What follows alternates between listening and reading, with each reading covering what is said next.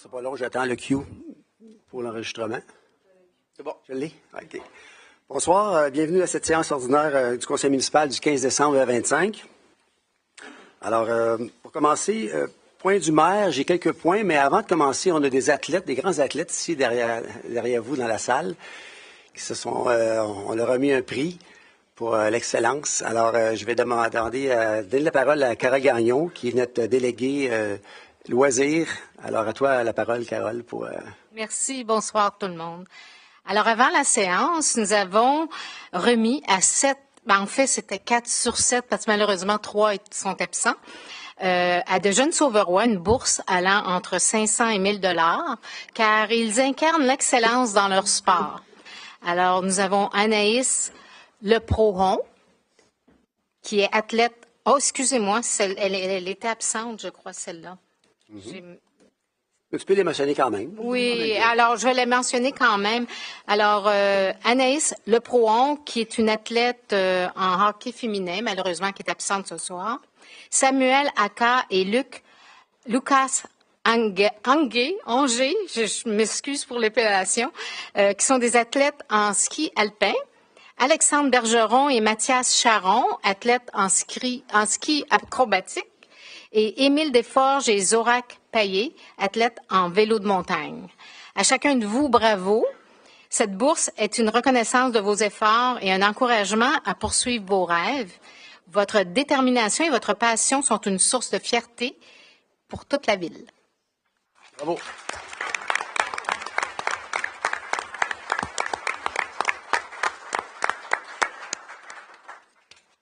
Alors, merci à vous, les jeunes. Si vous avez un camp d'entraînement ce soir, n'hésitez pas. Si vous voulez rester, vous êtes les bienvenus. Alors, je continue sur les points du maire. Je vais revenir sur quelques points de la dernière séance. Alors, on avait une question à Mme Turenne concernant la sécurité des documents. Alors, je vous assure que la Ville de Saint-Sauveur accorde une grande importance à la confidentialité des codes documents. Elle assure la protection des informations. Alors, les mesures prises désormais en place, contrôle des accès aux documents par un mot de passe, système d'archivage automatique sécurisé par des protocoles de sécurité. Et puis, nous planifions actuellement les formations du personnel pour l'année 2026. Pour répondre à votre question, ces mesures visent à garantir que vos informations personnelles et les documents municipaux sont traités avec le plus haut niveau de confidentialité.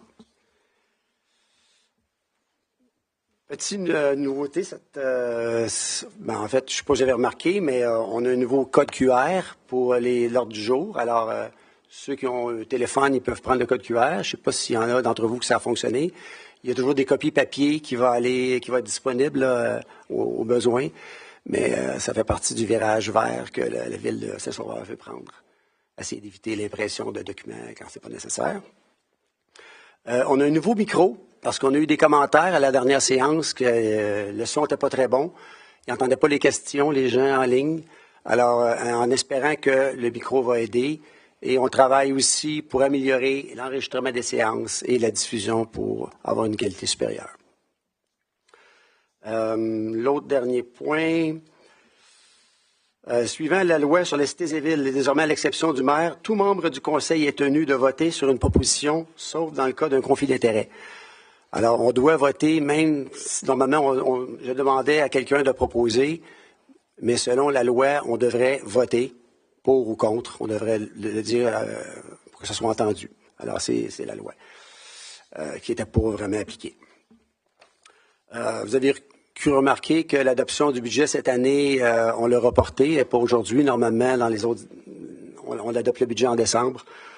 On travaille fort, on a des devoirs à faire, on a des priorités à mettre en place pour être capable d'atteindre nos budgets, d'atteindre nos objectifs, nos engagements, de respecter le taux de taxation et de respecter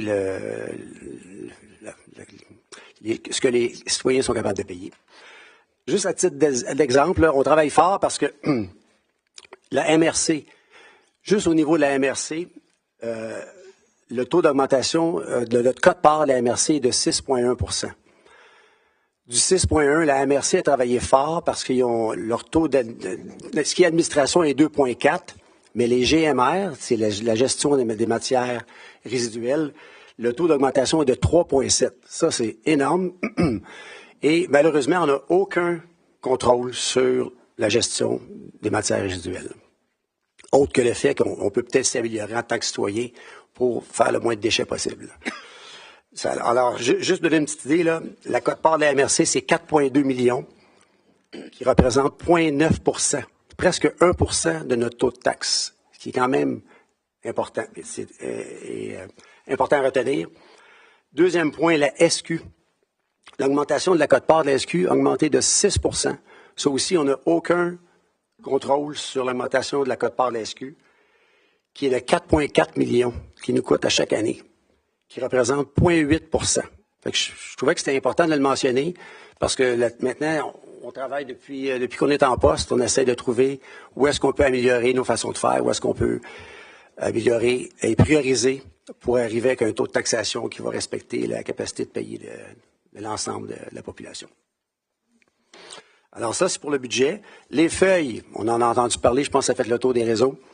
La bonne nouvelle, c'est que les feuilles sont tous ramassées. Ils sont toutes ramassées, là, il n'y en a plus. Heureusement, là, mais s'il en reste, on tente tous les en neige, on ne les voit plus. Mais non, faire sa part, les travaux publics nous ont confirmé qu'ils avaient été ramassés. Alors, est-ce qu'on va améliorer? Est-ce qu'on va changer notre façon de faire? La réponse est oui, je pense que c'est évident. Il faut faire quelque chose pour améliorer. Alors, fait qu'on est en discussion, ça fait partie aussi de nos discussions du budget. Le calendrier 2026 a été posté aujourd'hui.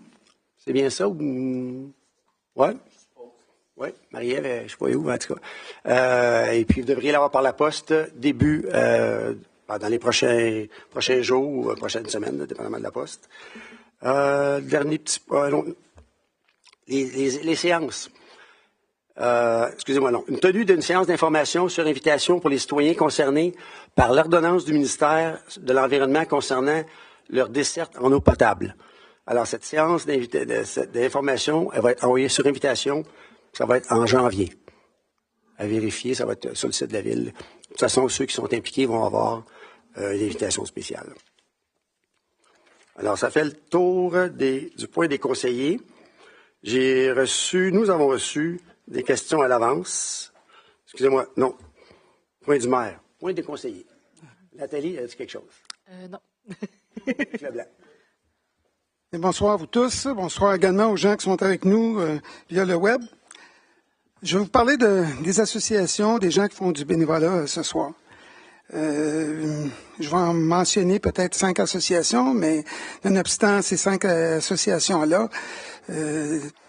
l'ensemble des associations qui opèrent sur le territoire de Saint-Sauveur ou dans notre environnement sont tous importants. Ça donne comme ça ce soir. Ben, en fin de semaine, il y avait différentes activités qui sont organisées sur le territoire. Entre autres, il y a eu, au niveau des bénévoles, il y a eu la bénédiction des skieurs par le Musée du ski. Il y a eu le Club jeunesse de Saint-Sauveur, de la vallée de Saint-Sauveur, qui a participé à la fête de Noël. Et il y a eu la guignolée du garde-manger des Pays d'en haut. Savez-vous, si vous faites un don, moi j'ai appris ça en fin de semaine, si on fait un don à la guignolée des Pays d'en haut, chaque dollar qu'on fait, ça rapporte ou ça permet au garde-manger de récupérer 16 $, un équivalent de 16 $ en nourriture.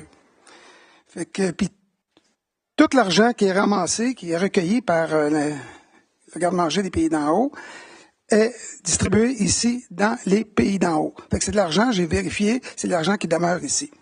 Si jamais vous avez l'intention, vous n'avez pas eu la chance, vous n'avez pas passé dans le barrage routier, vous n'avez pas été dans une épicerie en fin de semaine où on recueillait vos dons, j'ai récupéré, j'étais bénévole, j'ai récupéré des signets. Vous avez toute l'information. Si vous êtes intéressé à faire un don, vous pouvez venir en chercher tantôt après la réunion. Ils sont ici devant mon bureau. Je vais vous parler de 2 associations à lesquelles j'ai participé dernièrement. J'ai participé avec l'entraide bénévole des Pays d'en haut. Vous savez qu'en 1980, ça fait 45 ans, il y avait des bénévoles qui se réunissaient pour créer l'entraide bénévole des Pays d'en haut. Ça fait déjà 45 ans. Ils ont souligné leur 45e anniversaire il n'y a pas longtemps. On connaît l'entraide bénévole des Pays d'en haut par l'accompagnement au transport, par la popote, la santé amicale. Il y a plusieurs activités qu'ils font. En 2023-24, la fin de l'année financière de 2024, excusez, c'est 24-25, j'ai une erreur, j'ai fait. Il y a eu 277 bénévoles. Il y a eu 30 000, au-dessus de 30 000 heures de bénévolat fait dans cette association-là. Puis il y a eu 57 000 services rendus dans la communauté. Quand je parle de communauté, c'est des Pays d'en haut. Lors de cette soirée-là, ils ont rendu hommage à différentes personnes, dont Mme Paradis. Mme Paradis était là il y a 45 ans, mais est encore là aujourd'hui. Fait que c'est une bénévole, c'est plus qu'une carrière de bénévolat. Hein? On fait même plus ça. C'est rare qu'on travaille 45 ans dans notre milieu de travail, mais elle a fait 45 ans et que bénévole. Fait que je remercie je remercie Mme Paradis, mais je remercie également l'ensemble des bénévoles. On remercie le conseil, je suis pas seul. On remercie l'ensemble des bénévoles et les employés de l'entraide bénévole. En 1900, dernière association, en 1990, un autre organisme voyait le jour à Saint-Sauveur. Moi, j'ai participé à l'OGA de cet organisme-là le 5 décembre dernier. Maison des jeunes de Saint-Sauveur, Piémont. La maison est située sur la rue de l'Église, maintenant. Lors de l'OGA, les membres ont souligné le travail de la fondatrice et de son conjoint, qui sont toujours actifs dans cette association-là, ça fait 35 ans. C'est Carole Asselin et son conjoint Luc. Fait que c'est une carrière encore de bénévolat qu'ils ont fait, parce qu'ils travaillent en plus de faire leur bénévolat. Fait qu'au nom du conseil, au nom de la population de Saint-Sauveur, à mon nom personnel, je dis merci à Carole, merci à Luc pour votre implication, votre présence auprès de nos jeunes. Le témoignage, ou les différents témoignages, parce qu'il y a eu des témoignages lors de cette assemblée-là, qui nous ont été partagés lors de la réunion, sont la preuve qu'ils font la différence auprès de nos jeunes. Merci beaucoup. Merci, M. le maire. Madame Bio, vous avez la parole. Oui, bonjour. Bonsoir, c'est-à-dire. J'ai un petit mot pour nos travailleurs qui déneigent cette année et on les remercie beaucoup parce que habituellement la neige commence pas le 3 novembre ou le 4 novembre. Donc cette année ils l'ont eu un peu plus long que d'habitude. Donc on leur dit un grand merci. Merci Carole. Stéphanie, non, il y avait Mme Coulombe, vous aviez demandé la parole aussi. Oui, merci beaucoup. Alors, bonsoir à tous. Bienvenue à notre deuxième séance. Ça fait plaisir de voir qu'il y a beaucoup de monde dans la salle. Ça, c'est important pour nous et je sais qu'il y a beaucoup de monde aussi sur la plateforme web. Juste un petit mot sur le comité consultatif en environnement, qui est communément appelé le CCE, nous a remis une étude sur l'utilisation des foyers au bois avec certaines recommandations. Donc, le Conseil va se pencher sur le rapport qui nous a été remis et va agir effectivement en conséquence suite à l'analyse qu'on aura faite et du rapport du comité en environnement. Merci, Mme Coulombe. Alors, Mme Gagnon, vous avez quelques points là, en loisirs.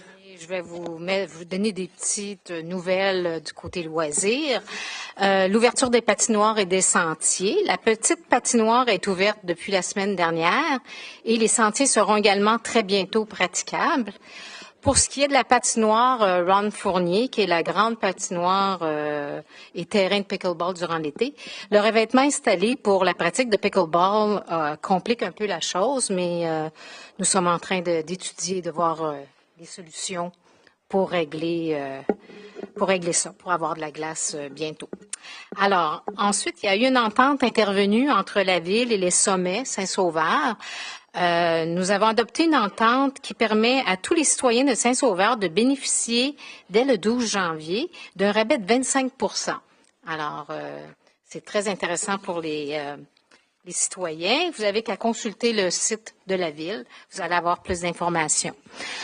Nous recherchons 2 artistes sauverois pour se joindre au comité culturel pour le suivi de la politique culturelle de la Ville.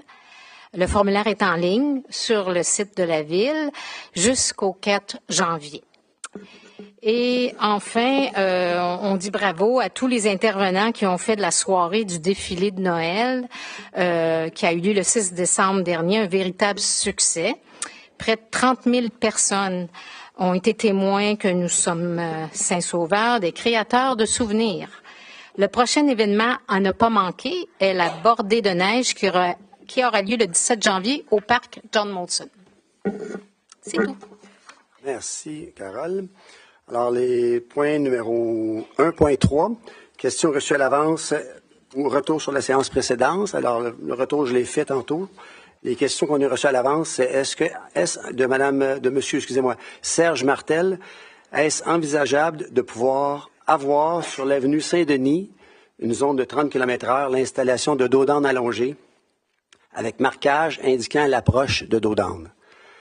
Alors, je pense que l'ensemble des citoyens ici ce soir et ceux qui sont à l'écoute, ils savent que la sécurité publique, on en a parlé beaucoup dans le porte-à-porte, ça fait partie de nos engagements. Alors, effectivement, oui, c'est possible, c'est envisageable.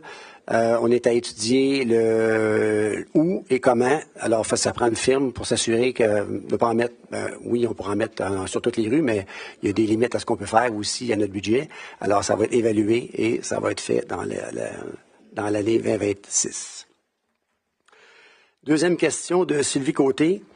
Est-ce qu'on peut prévoir 2 collectes à l'automne prochain pour les résidus verts, les sacs de feuilles et autres, pour éviter que les sacs soient enterrés sous la neige comme cette année? J'en ai parlé tantôt. Nous sommes évalués. Il y a d'autres façons de faire, peut-être améliorer, voir avec nos fournisseurs et aussi peut-être se réinventer sur la façon de traiter les feuilles. Alors, c'est à l'étude. Une question de M. Sylvain Tessier. J'aimerais avoir un statut sur le projet de la salle de spectacle du Festival des Arts. Est-ce qu'il y a une pénalité dans l'entente avec la Ville et celle-ci, si celle-ci décide de ne plus céder le ou les terrains prévus dans l'entente signée par la Ville et entérinée par l'ancien conseil municipal? Si c'est le cas, quel est le montant déterminé? Actuellement, on n'a absolument pas parlé du projet de la salle de spectacle avec le Festival des Arts parce qu'on est un peu débordé par l'adoption du budget. Ça, c'est le premier point. La deuxième question, c'est, selon l'entente, il ne devra pas avoir de pénalité. Alors, la réponse est non. Ça sera confirmé avec notre service juridique et nos avocats. Alors, ça répond aux 3 questions reçues à l'avance. Alors, maintenant, j'ai besoin de... Excusez-moi, non. Période de questions. J'aimerais offrir ce soir, normalement, la période de questions, la première période de questions et la deuxième, 2 périodes vont être adoptées à partir de 2026, les prochaines séances, mais ce soir, je vous offre la possibilité de poser des questions avant l'adoption de l'ordre du jour, si vous en avez. Alors, vous pouvez lever votre main, vous identifier, et puis vous allez pouvoir venir poser vos questions au micro, s'il vous plaît. Alors, monsieur. Non, ben, on va y aller par donner votre nom. Votre nom? On prend les noms. Sylvain? Landreville?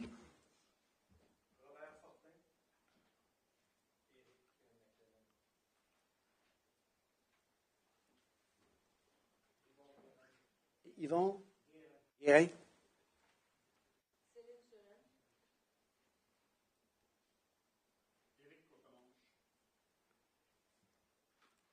C'est bon, ça fait le tour.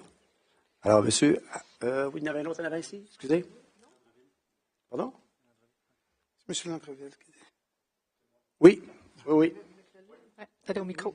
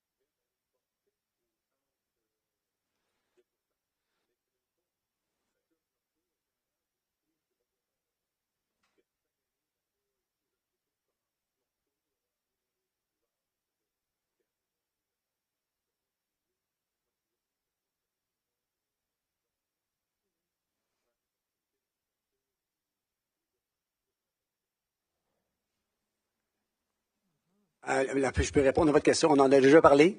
On est à préévaluer exactement, essayer de trouver d'autres façons de traiter les résidus verts, feuilles, arbres, donner la possibilité de le mettre à l'écocentre. On en a parlé en caucus et en plénier. C'est partie de notre mandat.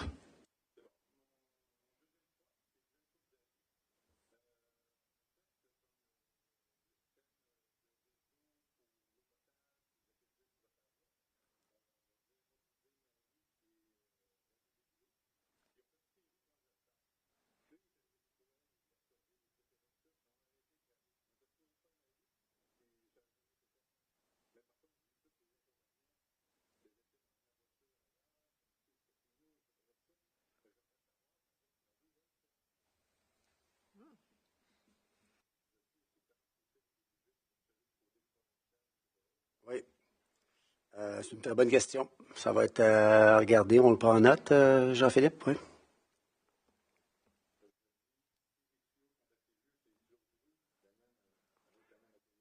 Oui.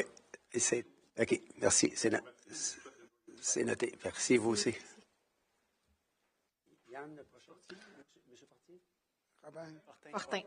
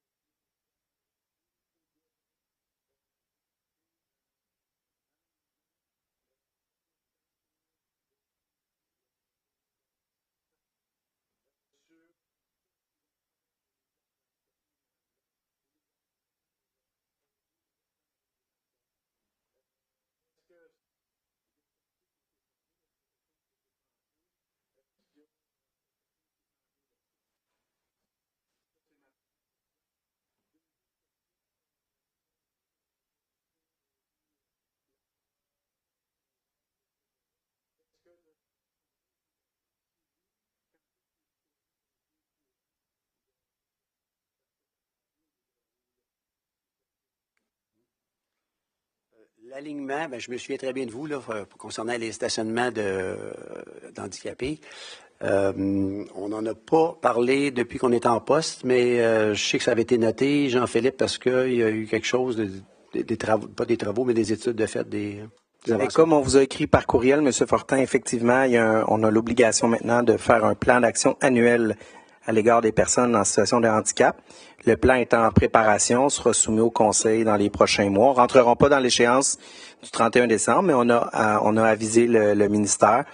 On est plusieurs municipalités dans cette situation-là. Là, on a appris quelque part en avril l'année passée, je pense, qu'on avait cette nouvelle obligation-là. Ça se fait pas en claquant les doigts, mais il y aura assurément pour l'été 2026 un plan d'adopter, puis ensuite une adoption annuelle.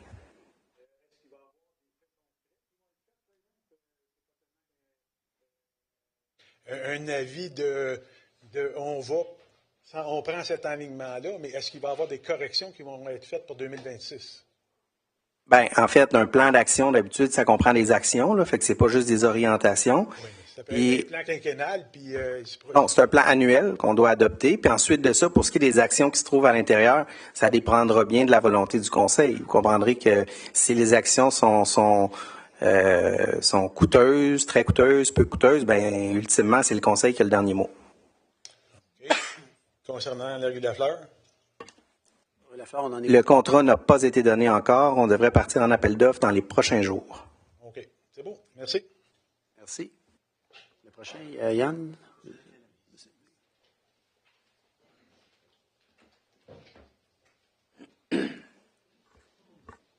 Bonjour, Éric McClellan.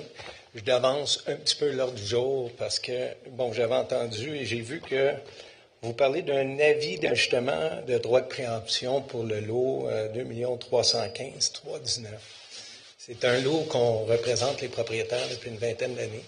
Alors, je m'intéresse à savoir un petit peu pourquoi vous avez ciblé ce terrain-là. Avez-vous une idée de quelque chose ou une direction que vous voulez prendre par rapport à ce terrain-là? Oui, en fait, il y a eu des demandes au niveau, parce qu'en fait, le Bureau de la Sûreté du Québec doit déménager. Ah. Alors, il y a eu des rencontres avec la Sûreté du Québec OK. Qui ont ciblé quelques terrains. Et ce terrain-là faisait partie des terrains ciblés par la Sûreté du Québec. Ah, OK. Est-ce qu'ils vont décider d'aller là ou pas? Ou est-ce que. Mais, une sécurité un peu vous prenez par rapport exactement. à la vente éventuellement c'est pour ça. eux. C'est Éventuellement. c'est ça. On pourrait développer un projet de station de police avec eux autres aussi. Ça fait une vingtaine d'années qu'on fait du développement, donc on serait ouvert. Ça serait intéressant peut-être d'avoir une rencontre avec vous, avec les orientations futures de ce terrain-là. Alors, OK, ça me permet de savoir où vous en allez avec ça. C'est bon. OK, merci beaucoup. C'est à vous. M. Guérin? M. Guérin? Je pense que vous avez ouvert la discussion tantôt à propos de la salle de spectacle qui a été proposée par l'ancien maire.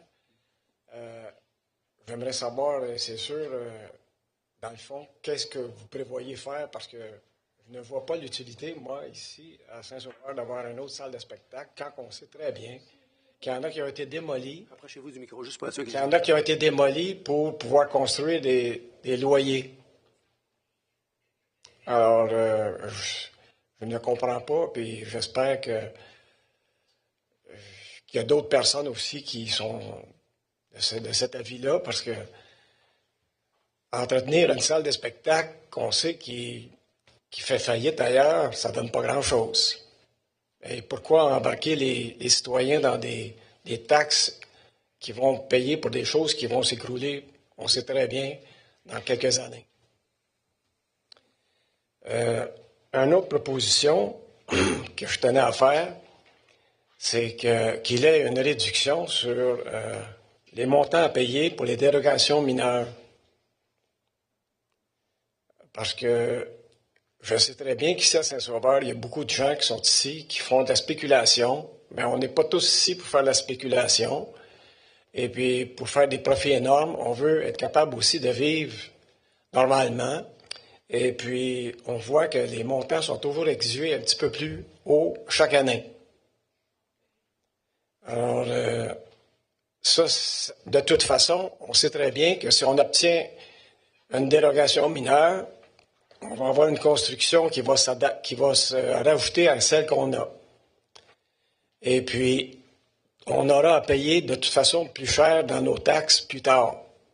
Alors, je pense qu'au lieu d'aller mettre l'accent sur un montant plus élevé pour la dérogation, on devrait l'abaisser, sachant très bien qu'on va pouvoir aller chercher cet argent-là avec les taxes plus tard.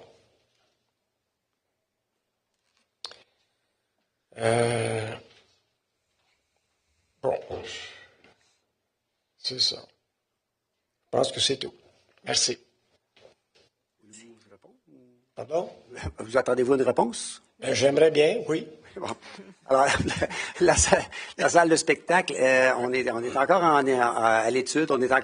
Il y a beaucoup de questions qui ont été posées au Festival des Arts concernant le projet. On n'a toujours pas eu les réponses. Ça date il y a un petit bout de temps quand même, là. Ouais. Alors, pour le moment, c'est statu quo pour le projet, autant pour le mettre sur la glace ou pas sur la glace. Mais on a entendu les inquiétudes par rapport aux citoyens dans notre porte-à-porte. Alors, on a pris en considération tout ce qu'on a entendu, puis on va l'écouter. Ça, c'est le premier point. Je pense que c'est important parce que c'est les citoyens d'ici qui vont payer pour souvent des gens qui viennent d'ailleurs. Mm-hmm. Deuxième point, la dérogation mineure, vous en parlez, on en a déjà parlé en budget. Ouais. Puis ça faisait partie de nos discussions pour s'assurer que les demandes de dérogation mineure, que le coût associé aux dérogations couvre au moins, parce qu'actuellement, les coûts associés à la demande couvrent à peu près pas. On n'a pas le droit de faire l'argent avec le fait de demander une dérogation mineure à la Ville, mais il faut au moins couvrir nos coûts. Fait que ça, c'est le minimum. Puis actuellement, on couvre à peine les coûts des demandes de dérogation mineure parce qu'il y a de plus en plus Les règlements sont de plus en plus longs. Tout ce qui est protection de l'environnement, il faut le prendre en considération. Fait qu'il y a beaucoup d'éléments qu'on doit considérer aujourd'hui dans une demande de déclaration mineure qui n'étaient pas présents il y a quelques années.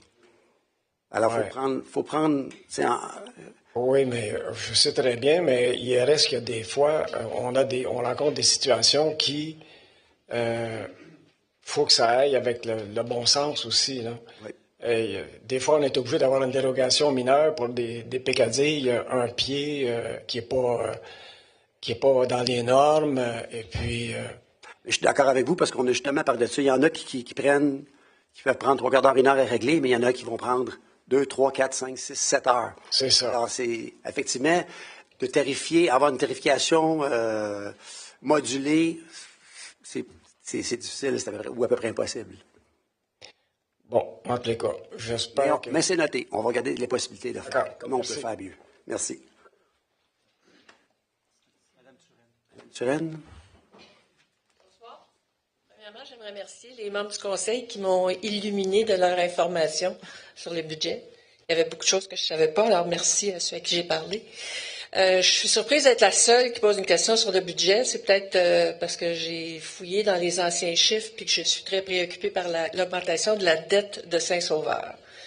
Pour ceux qui ne savent pas, l'année passée, quand on a présenté le budget, on était à 42 millions. Je ne sais pas, on est rendu où, là?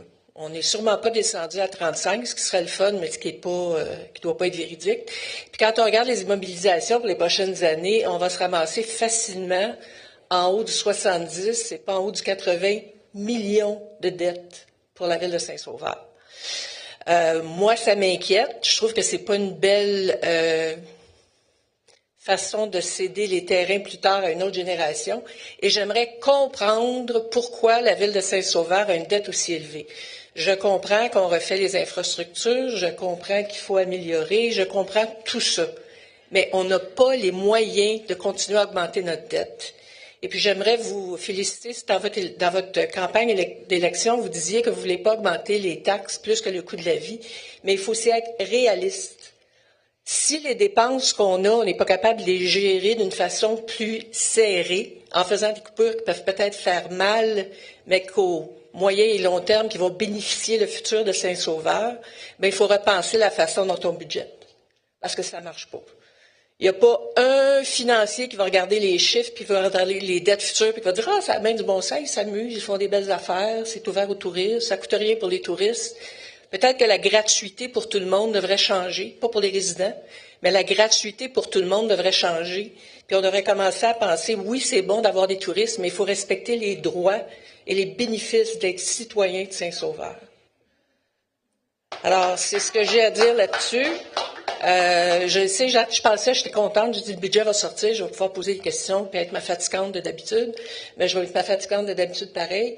Puis je suis contente d'avoir le micro parce qu'il faut que les gens, tout le monde à Saint-Sauveur réalise que oui, il va y avoir des coupures, c'est inévitable. Il y en a qui vont peut-être faire mal, mais on n'a pas le choix. Il faut gérer. On s'est rendu comment à 42 millions de dettes?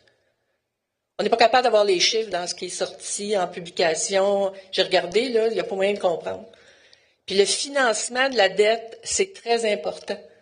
Puis les frais de mutation qui rentrent dans les revenus de l'année, qui sont des chiffres hypothétiques, on espère que ça va rentrer, puis qui font partie, on prend une partie de ça pour les dépenses. Est-ce qu'on pourrait les mettre tout de suite sur le remboursement des dettes?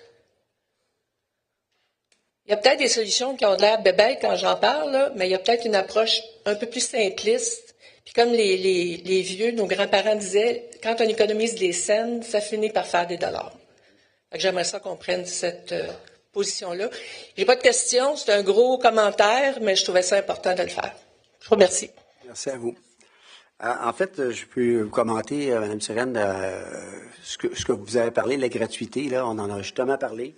On veut maintenir la gratuité pour les résidents de Saint-Sauveur, mais effectivement, il va falloir aller vers une tarification, comme ça se fait dans plein d'autres villes, pour être capable de payer la patinoire ici, les sentiers de patins, par exemple, qui sont utilisés par beaucoup de citoyens autres que Saint-Sauveur, puis c'est totalement gratuit. Alors, ça fait partie de nos réflexions. Merci à vous. Monsieur Courtemanche.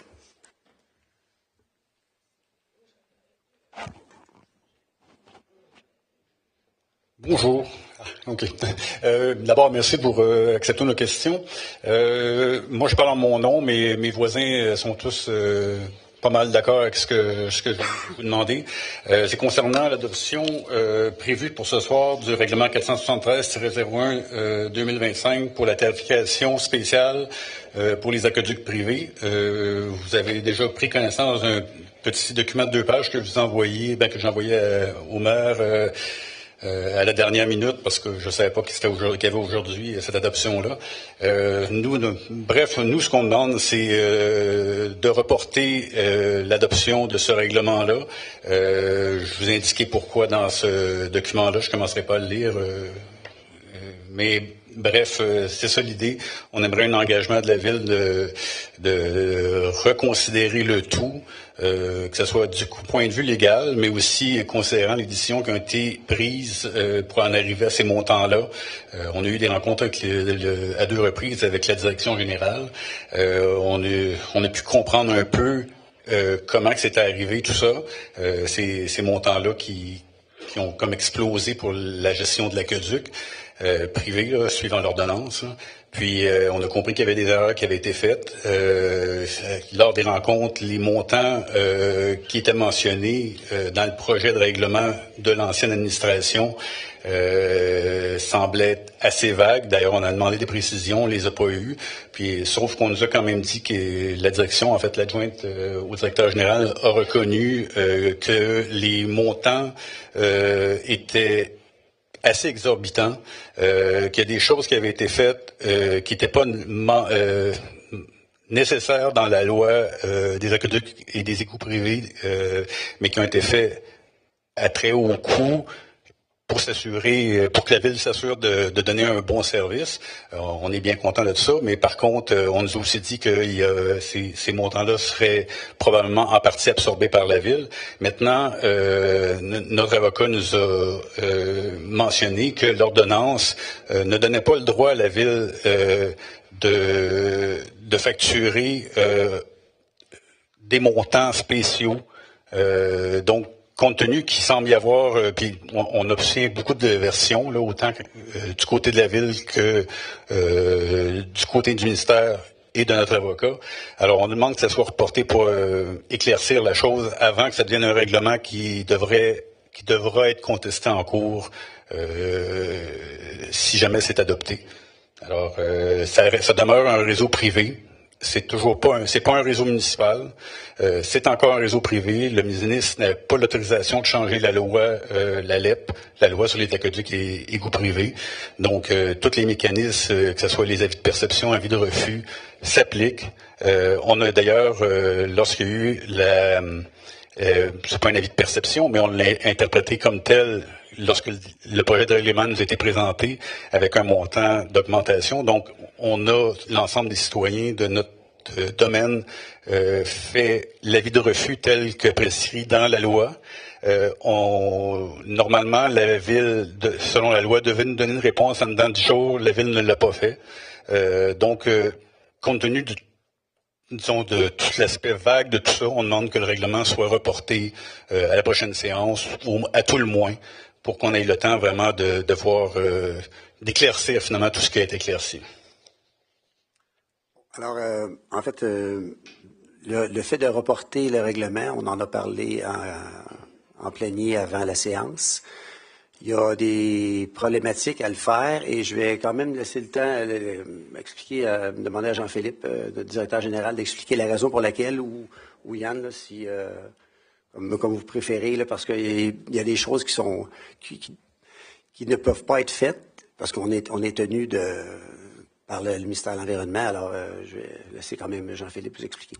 En fait, étant donné que c'est une tarification pour des frais encourus pendant l'année 2025, le règlement doit être adopté pendant l'année 2025. Sinon, ça voudra dire que il sera plus possible pour la Ville de récupérer ces coûts-là.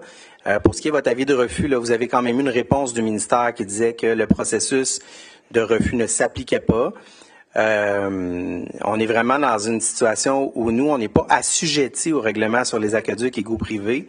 C'est une ordonnance du ministère en vertu de la loi sur la protection de l'environnement et on a les pouvoirs de taxer, tarifer sur tout le territoire de la Ville. Donc, c'est comme ça que c'est interprété. Et il y a une rencontre prévue en janvier pour vous expliquer quels frais la Ville accepte de prendre à sa charge, entre autres. Oui, mais là, c'est ça. Si vous adoptez le règlement, ça devient un règlement, puis là, il faut le contester en cours. Fait que, comme il semble, vous avez votre position, nous et nos avocats ont leur position. Est-ce qu'avant d'en faire un cas juridique, il y a moyen de étudier vraiment la question, à savoir si vous avez effectivement le droit de le faire, parce que l'ordonnance n'a pas utilisé l'article 45.3.2 LQE qui donne le pouvoir à la Ville de tarifer. Donc, puis surtout aussi, lors des réunions, on a vu dans le fond, on a pu en discuter. Il y a plusieurs personnes dans notre domaine qui connaissent bien le réseau. On reste là depuis des années. On était administré par une compagnie privée, Aquagestion, qui chargeait 300 $ par année, qui nous offrait un service de qualité. On n'a jamais été malade, on n'a jamais manqué d'eau. On n'en manquait pratiquement pas, à part quand il y a un bris, mais ça arrivait une fois par quelques années. Puis là, on se ramasse avec une facture 6 fois plus élevée. On a été juste quelques semaines, je crois 4 ou 5 semaines, où on n'a pas eu d'avis d'ébullition. On a manqué d'eau. Ça a été du gros n'importe quoi. Il y a une pompe qui a été brûlée par une mauvaise décision de la transférer. Là, depuis qu'elle est remise dans le puits, depuis le mois de septembre ou octobre, enfin, depuis que personne ne joue dedans, là, tout fonctionne. C'est revenu comme à l'époque de Aquagestion. Donc, on ne comprend pas que si Aquagestion était capable de faire des profits en chargeant 10 600 $ par année, comment ça se fait qu'on s'amasse avec un bill d'environ 65-70 000 à payer? Ça aussi, on vous l'a expliqué, là. Et on ne peut pas comparer la situation d'Aquagestion avec la Ville qui prend en charge des réseaux. C'est clair qu'on ne parle pas de la même exploitation. Puis de prétendre qu'Aquagestion a fait des profits, là, les réseaux d'Aquagestion sont en décrépitude avancée. Donc, non, c'était pas une saine gestion, Aquagestion. Et ça, faut quand même l'admettre, là. Donc, je comprends, la facture, elle est importante. C'est pour ça que les élus ont souhaité faire un bout de chemin pour certains frais. Pour le reste, nous, on a rempli nos obligations en lien avec l'ordonnance. Vous dites que le réseau est en mauvais état, mais on a eu un autre son de cloche de gens de la Ville, que ce soit Simon Mercure ou encore Michel Simard, qui était engagé en termes de sous-traitance, qui nous disait, en tant que sous-traitant, pardon, qui disait que, au contraire, c'était un bon petit réseau, puis qu'au départ, si une chose avait été faite, qui était faite finalement au mois de septembre ou octobre, là, s'il avait changé à Pressure Switch au départ, c'est ce que Michel Simard me disait.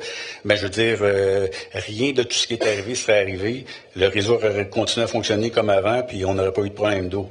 Je ne veux pas blâmer la Ville.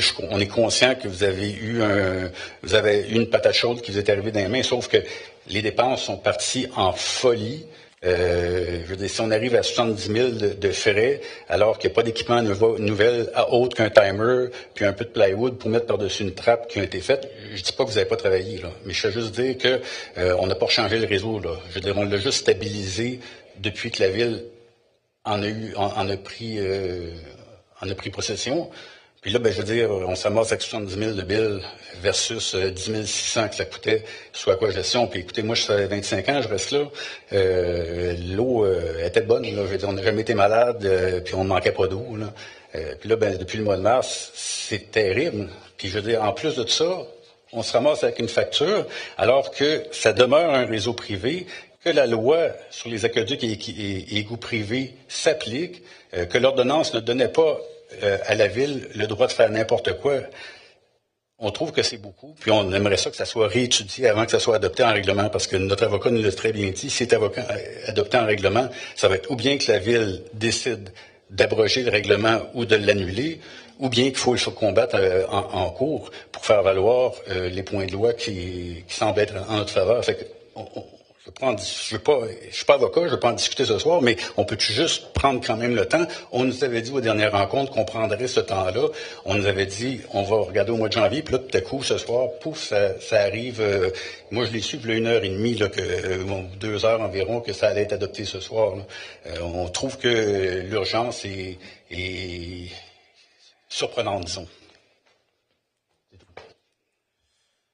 Y a-t-il moyen quand même de prendre ça en considération puis d'attendre un mois? Là? Oui. En fait, c'est une des questions qu'on a posées. Parce que si on attend, on peut pas charger selon la loi, on peut pas charger ce qui était les dépenses qui ont été encourues en 2025. en 2026. On peut pas les charger si le règlement n'est pas passé. Alors, si on ne passe pas le règlement, c'est environ quoi? 300 000, au-dessus, un peu plus que 300 000 $ que l'ensemble de la population va être obligé d'assumer. C'est pas tant qu'on veut. On comprend ça, là. C'est pas tous les citoyens de payer pour. Sauf que on sait qu'il y a des erreurs qui ont été commises. Puis là, on se ramasse avec une facture vraiment extrêmement élevée. Pour certains, ça va quasiment doubler le taxe, là. Alors, je peux pas vous dire pour les erreurs, là, ça, on n'a pas été informé à ce niveau-là, mais je crois pas. Je pense que ça a été quand même bien géré, là. Il y a peut-être eu certains éléments qui étaient hors contrôle de. Non, mais je blâme pas personne. Oui. Je dis, je comprends que c'est une patate chaude que vous avez eue. Oui. Sauf que nous, on a avisé vos gens pendant, notamment M. Girard, quand ils ont enlevé la pompe du puits principal qui fonctionnait bien. Ils l'ont transféré dans un puits. On lui a dit que ce puits-là avait été cancellé il y a 15 ans parce qu'il n'y avait pas d'eau dedans. J'ai dit, faites pas ça. Il dit, écoute, c'est moi qui est boss. Je veux dire, c'est moi qui prends la décision. Le lendemain, la pompe était brûlée. Une pompe à 2500 $, une pompe de 2018, une Pentair, parce qu'elle a été mise dans un puits qui n'avait pas d'eau. Elle pompait, puis je veux dire, finalement, l'eau montait pas, là. Fait que la pompe a brûlé. Il n'a pas écouté. Puis là, finalement, ils sont venus, dans un mois et demi, à un moment donné, là, ça a été les camions d'eau, parce que la pompe était brûlée. Puis là, la facture monte à chaque fois. Puis à un moment donné, ils ont décidé de revenir. Monsieur Girard a pris un congé. Puis là, je crois que c'est M. Mercure qui a décidé de remettre la pompe dans le puits qui fonctionnait bien. Puis depuis ce temps-là, tout fonctionne bien. Puis on n'a plus de problème. Je veux dire, s'il y avait eu un peu d'écoute, on aurait peut-être sauvé 30-40 000 $ de frais, là. Fait que c'est juste. Ouais. On a demandé des détails, puis ils nous ont dit, oui, on va vous en donner. Puis on les a jamais eus. Puis sans compter que quand ils ont revisé le ventilé des coûts qu'ils nous avaient donné, dès le lendemain, ils nous ont dit, écoutez, oubliez ça, là, le ventilé, là, il balance pas de 35 %, puis des chiffres fonctionnent pas. Puis lors de la deuxième rencontre avec la direction générale, je veux dire, on s'est rendu compte que un des freins importants, je veux dire, avait pas sa place là. C'était une approximation totale. Vous avez peut-être un cas particulier. Alors, ce que je propose, c'est qu'on adapte le règlement ce soir, parce que sinon, on peut rien faire. Mais en fait, ce qui arrive, c'est qu'on va prendre votre cas particulier qui va être analysé, parce qu'on a avant de vous rencontrer en budget, on a décidé d'absorber une partie de la facture. D'absorber, que l'ensemble des citoyens absorbent une partie de la facture. Parce que la facture est baissée à 1 350. Aujourd'hui, pour vous, c'est 1 350 sur 5. C'est ça que j'ai dit. Parce que, comme je vous dis, si on ne passe pas le règlement, on fait un write-off pour 300 000. Alors, je pense qu'actuellement, l'idée, c'est de passer le règlement et si on va y aller du cas par cas, à voir comment on peut évaluer chacune des demandes s'il y a eu des erreurs de fait. Alors, ça va être évalué.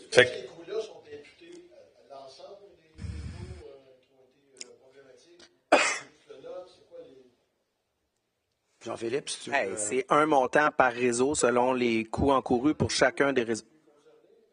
Non, c'est le Nordais. Beaucoup plus. Pas mal plus important. La question de monsieur, c'est est-ce que c'est nous autres les plus impactés? Ma réponse, c'est non, c'est le Nordais qui est le plus impacté.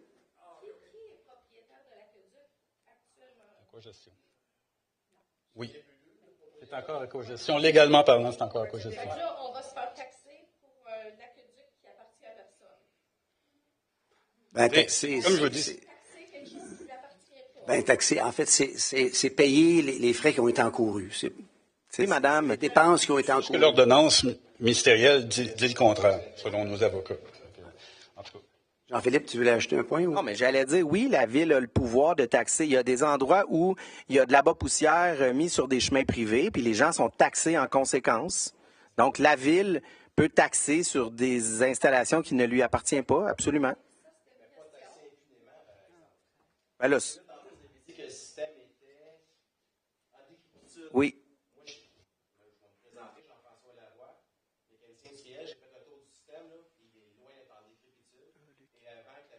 Décorum, quelque chose? Je pense que Jean-Philippe, ce qu'il voulait dire, c'est qu'il y a certains réseaux de peut-être. Oui, c'est ça, c'est ça. Mais je pense que c'était pas appliqué sur votre, c'est pas applicable sur votre système, je comprends bien, là. C'était général. Général sur, ouais. Alors, on va y aller avec la prochaine personne pour les questions. Monsieur Martel, je m'excuse, Monsieur le maire. Oui. J'aimerais compléter sur les aqueducs parce que oui. les messieurs ont eu la chance de parler. Nous autres, au domaine Pagé. Votre nom, madame? France Pagé. Oui. On est une douzaine d'usagers. Notre facture 2475 de facture pour la taxe d'eau. Ça fait multiplier par 12, là, vous allez voir comment ça coûte par année. Tout ça, nous sommes rendus 10 mois plus tard et nous devons encore fournir faire bouillir notre eau. On n'a rien qui a été fait, sauf quelques pacotilles, je pourrais dire. On a de l'eau en grande quantité, on est des privilégiés. Notre eau, on la fait bouillir pour ceux qui veulent la faire bouillir. Personnellement, je la bois depuis au-dessus de 50 ans, cette eau-là. J'ai jamais été malade, je suis en pleine santé. Je vois pas encore, je doute les tests d'eau, là, parce que je suis pas sûre qu'ils les font de la bonne façon. Peu importe. Faire un test d'eau, une fois ou 2 semaines, puis faire quelques petites réparations qu'ils ont faites, ça ne coûte pas 30 000 $. Fait que là, je m'excuse, nous autres aussi, dans le domaine Pagé, on est contre votre règlement de nous facturer ce montant-là, parce que expliquez-nous comment vous arrivez à 2 475 $. C'est quoi? C'est quoi vos coûts? 2 475 $ par maison, comment vous en arrivez là? Ça n'a pas coûté 30 000 $ depuis 10 mois, là. À moins que vos employés, bien évidemment, tantôt, là, Mme Turenne a mentionné qu'il fallait le budget, là, qu'il fallait y penser sérieusement parce qu'on descend. Bien, c'est ça. Il y a tellement d'employés qu'il n'y en a plus un qui sait ce que l'autre a dit. Fait que j'aimerais beaucoup, comme monsieur, là, je les appuie, puis moi, je vais embarquer avec eux autres parce que je suis contre le règlement.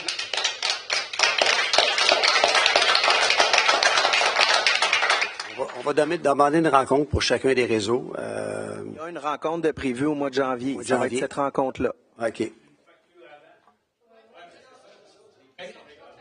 n'y aura pas de facture avant. On n'a pas dit que ça allait partir avant. Pendant l'année courante. Mais comme je vous disais, si on n'adopte pas le projet de règlement, on ne peut pas facturer. Qu'importe que ce soit 1 $ ou 2 $, on ne peut tout simplement pas facturer si le règlement n'est pas en place. Mon nom, c'est Normand Grégoire. Je domine dans le domaine sans souci depuis 45 ans.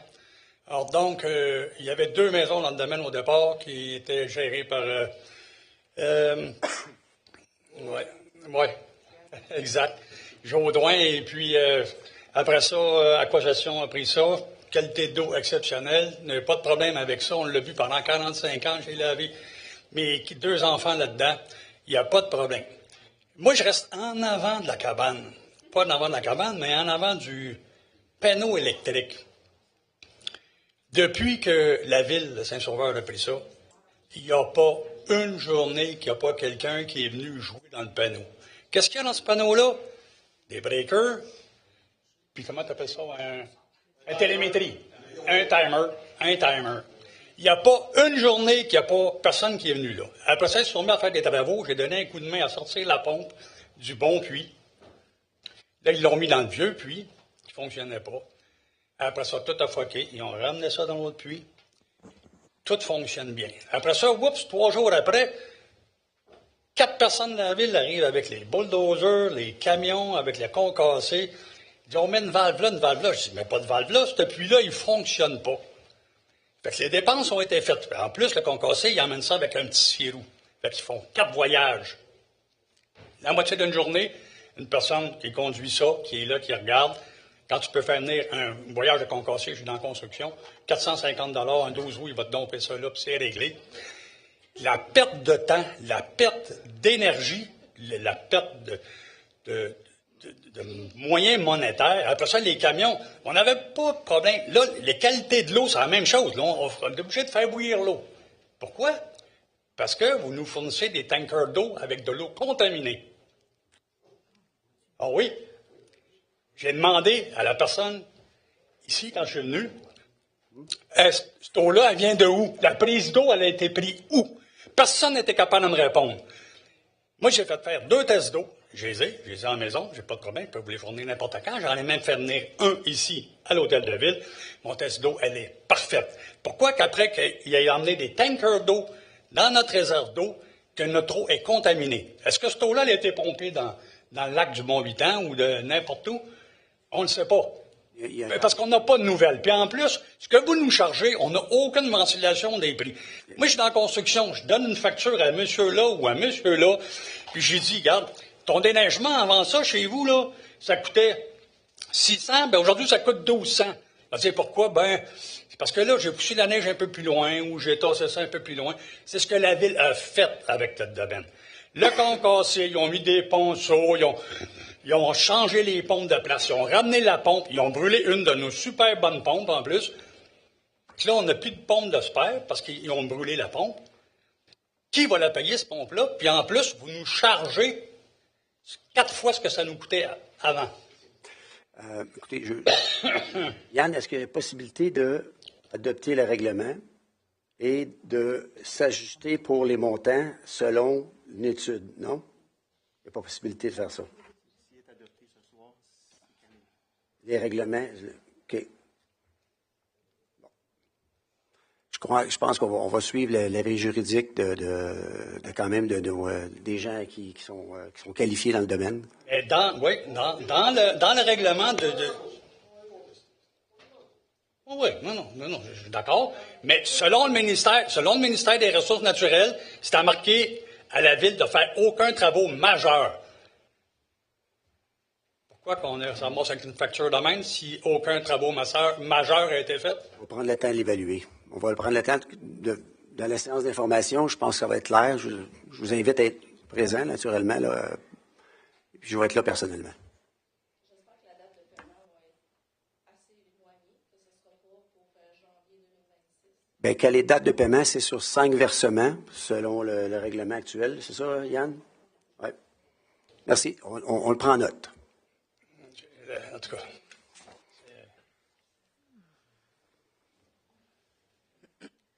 Point 1.4, adoption de l'ordre du jour. J'ai besoin d'un proposeur. Je propose. Est-ce que tout le monde est d'accord? Pour l'adoption 1.5, l'adoption du procès-verbal. J'ai besoin d'un proposeur. Propose. Tout le monde est d'accord? Oui. Merci. 2.1, adoption calendrier des séances du Conseil municipal, année 2026. M. Senneville. Donc, les séances du Conseil en 2026 seront les 3e mercredis du mois et c'est à 19h30. J'ai besoin d'un proposeur. Je propose. Merci, M. Leblanc. 2.2, nomination des membres du Conseil à différents comités et organismes. Oh, excusez-moi. Oui, est-ce que tout le monde est d'accord? Il faut voter. Oui, il faut voter. Tout le monde est d'accord? Merci. On va y arriver. 2.2, nomination des membres du Conseil à différents comités et organismes. M. Senneville. Donc, les nominations suivantes. Donc, comité de démolition, il y a M. Martel, le 3e membre, et Mme Coulombe, substitut. Régie d'assainissement des eaux usées, M. Martel, Mme Coulombe et Mme Gagnon à titre de substitut. Maison des jeunes, M. Leblanc. Festival des arts de Saint-Sauveur, Mme Gagnon et Mme Viau, substitut. La Chambre de commerce et de tourisme de la vallée de Saint-Sauveur, M. Martel, Mme Viau et substitut, Mme Gagnon. Et comité de suivi de la déclaration municipale pour la qualité de l'eau, M. Martel. J'ai besoin d'un proposeur. Je propose. Est-ce que tout le monde est d'accord? Oui. Merci. 2.3, nomination et mandat à la Commission des finances. M. Senneville.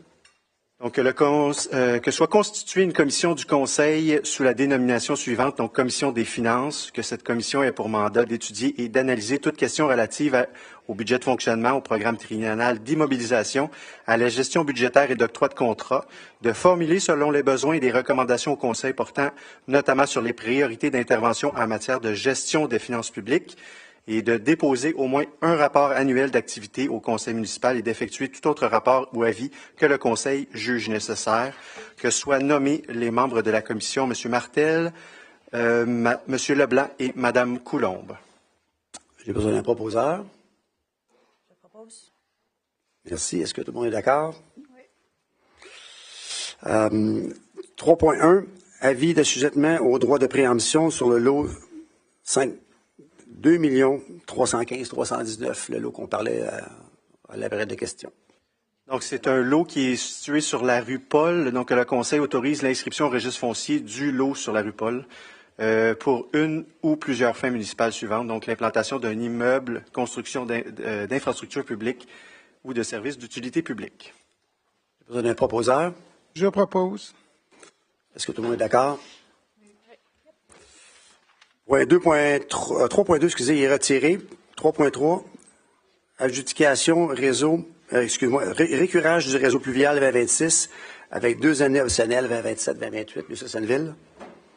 Donc, il y a eu une ouverture publique de soumission. Donc, il y a 4 soumissions qui ont été présentées. Une qui est non conforme. Donc, la plus basse soumission, la deuxième plus basse soumission, elle est conforme avec ses solutions environnementales 360 pour un montant de 272 941 $. J'ai besoin d'un proposeur. Je propose. Merci. Est-ce que tout le monde est d'accord? Oui. 3.4, mandat de procureur à la Cour municipale 2026 pour PFD Avocat.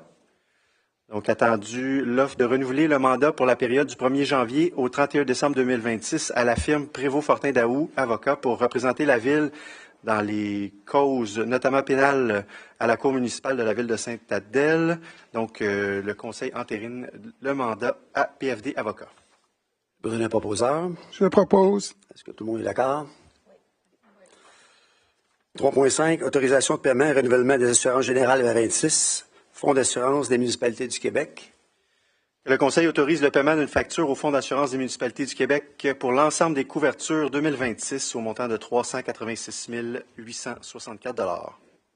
Besoin d'un proposeur. Je propose. Est-ce que tout le monde est d'accord?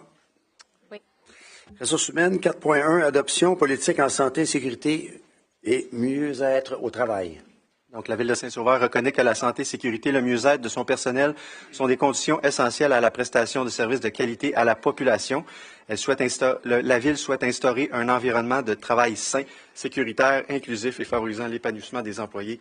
Il est recommandé que le Conseil adopte officiellement la politique en santé, sécurité et mieux-être de la Ville de Saint-Sauveur. J'ai besoin d'un proposeur. Je propose.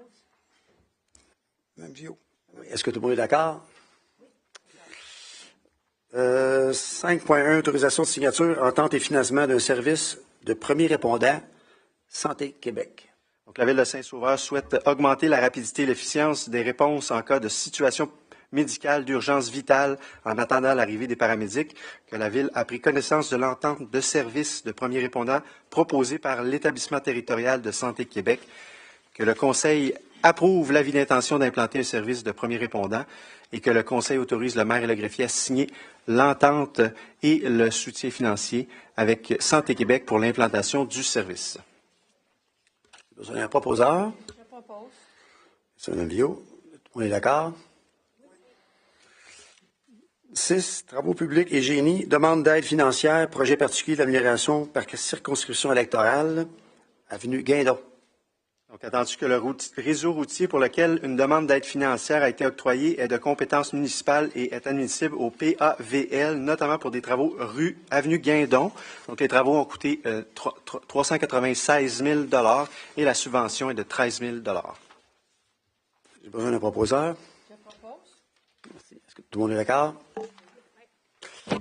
6.2, autorisation chemin du détour, ministère des Transports, de la mobilité durable. Donc, le ministère des Transports et de la mobilité durable planifie des travaux de pavage sur la route 364 sur la rue principale entre la municipalité de Piémont et le chemin du lac Miette. Ces travaux engendreront des fermetures de routes que le Conseil autorise notamment le ministère à utiliser les rues Robert et Fernand-Caron comme chemin de détour durant les travaux. J'ai besoin d'un proposeur. Je propose. Est-ce que tout le monde est d'accord? Oui. Je tiens quand même à préciser que ces travaux-là, c'est une demande pour 2028. Alors, c'est quand même loin, mais le ministère des Transports se prévoit très d'avance. 7.1, renouvellement, membre citoyen du comité consultatif en environnement. Que le Conseil renouvelle le mandat de Mme Catherine Mongeau à titre de membre citoyenne au comité consultatif en environnement, poste numéro 4, entre le 1er janvier 2026 jusqu'au 31 décembre 2027. Vous avez un proposeur? Je propose. Tout le monde d'accord? 8.1, demande de dérogation mineure au 353 Montée-Saint-Gabriel pour réaliser un cabanon. Oh, l'écran ne suit plus, désolé. Alors, régulariser un cabanon à un seul versant situé en cour avant. Donc, il est recommandé que le Conseil refuse cette demande de dérogation mineure pour l'immeuble situé au 353 Montée-Saint-Gabriel, visant à régulariser un cabanon isolé en cour avant à un seul versant, alors que le règlement prescrit qu'un bâtiment accessoire doit avoir un toit à pignon ayant un minimum de 2 versants, que ce refus soit justifié par le motif que l'application des dispositions du règlement de zonage n'a pas pour l'effet de causer un préjudice sérieux au requérant de la demande, puisqu'il est possible de réaliser un projet conforme. Je n'ai pas proposeur. Je propose. Monsieur le maire, on va juste demander s'il y a des gens intéressés dans la salle. Est-ce qu'il y a des gens qui ont des questions? C'est bon, j'ai besoin d'un proposeur. Je propose. Est-ce que tout le monde est d'accord? Oui. 8.2, demande de régulation mineure au 93 chemin des Couleurs pour régulariser un abri d'auto isolé en cour avant à 13,1 mètres de la ligne avant de l'eau. Donc, il est recommandé que le Conseil approuve cette dérogation mineure. Donc, le règlement prescrit qu'un abri d'auto isolé doit être à 15 mètres d'une ligne avant. Est-ce qu'il y a des questions? Vous avez un proposeur? Je propose. Tout le monde est d'accord? 8.3, demande de régulation mineure au 324 chemin du lac des Chats pour autoriser un sauna à toit plat. Il est recommandé que le Conseil refuse cette dérogation mineure-là au 324 chemin du lac des Chats, visant à régulariser la construction d'un sauna à toit plat alors que le règlement prescrit qu'un bâtiment accessoire doit avoir un toit à pignon ayant un minimum de 2 versants. Le refus est justifié par les motifs que l'application des dispositions du règlement de zonage n'a pas pour effet de causer un préjudice sérieux au requérant et que les travaux n'ont pas été effectués de bonne foi suivant un dépôt de déclaration de travaux. Des questions? J'ai besoin d'un proposeur. Je propose. Est-ce que tout le monde est d'accord? 8.4, demande de régulation mineure sur le lot 3 337 081 rue Achille, régulariser la largeur moyenne minimale d'un terrain. Il est recommandé que le Conseil approuve cette demande de dérogation pour un lot sur la rue Achille visant à régulariser un lotissement, alors que la largeur moyenne du lot est de 19,22 mètres et que le règlement prescrit qu'un terrain ait une largeur minimale de 22,5 mètres. Est-ce qu'il y a des questions? Vous avez un proposeur? Je propose. Tout le monde est d'accord? Oui. 8.5, demande de régulation mineure sur 45 avenue des Érables, réaliser l'implantation d'un bâtiment principal à une distance de 4,76 mètres de la ligne arrière de terrain. Donc, il est recommandé que le Conseil approuve cette demande de dérogation. Donc, c'est une distance de 4,76 mètres de la ligne arrière de terrain, alors que le règlement prévoit qu'une marge de recul minimale est de 6 mètres. Est-ce qu'il y a des questions? Vous avez un proposeur? Je propose. Tout le monde est d'accord? 8.6, demande de régulation mineure au lot 5 165 533 chemin des Feuillus pour permettre une unité d'habitation accessoire, UHA, ayant une superficie de plancher supérieure à la norme. Donc, il est recommandé que le Conseil refuse cette demande de dérogation mineure-là permettant une construction d'une unité d'habitation accessoire intégrée au bâtiment principal ayant une superficie de plancher équivalente à 66,2 % alors que le règlement prescrit 40 % de superficie de plancher au logement principal et que ce refus soit justifié par le motif que l'application des dispositions du règlement de zonage n'a pas pour effet de causer un préjudice sérieux au requérant et de la demande puisqu'il est possible de réaliser un projet conforme.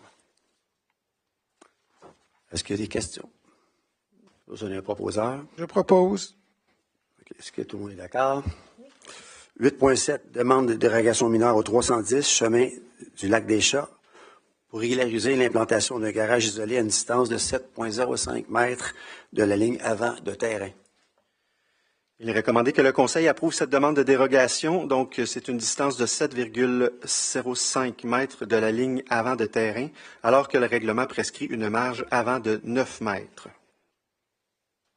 Est-ce qu'il y a des questions? Besoin d'un proposeur? Je propose. Est-ce qu'il y a des... Tout le monde est d'accord? Oui. 8.8, demande de dérogation mineure au 37 chemin de l'Équinoxe pour régulariser l'implantation d'un garage isolé en cours avant, situé à une distance de 14,81 mètres de la ligne avant de terrain. Donc, il est recommandé que le Conseil approuve cette demande de dérogation et le règlement prescrit une distance minimale de 15 mètres avec une ligne de terrain. Est-ce qu'il y a des questions? Besoin d'un proposeur? Je propose. Tout le monde est d'accord?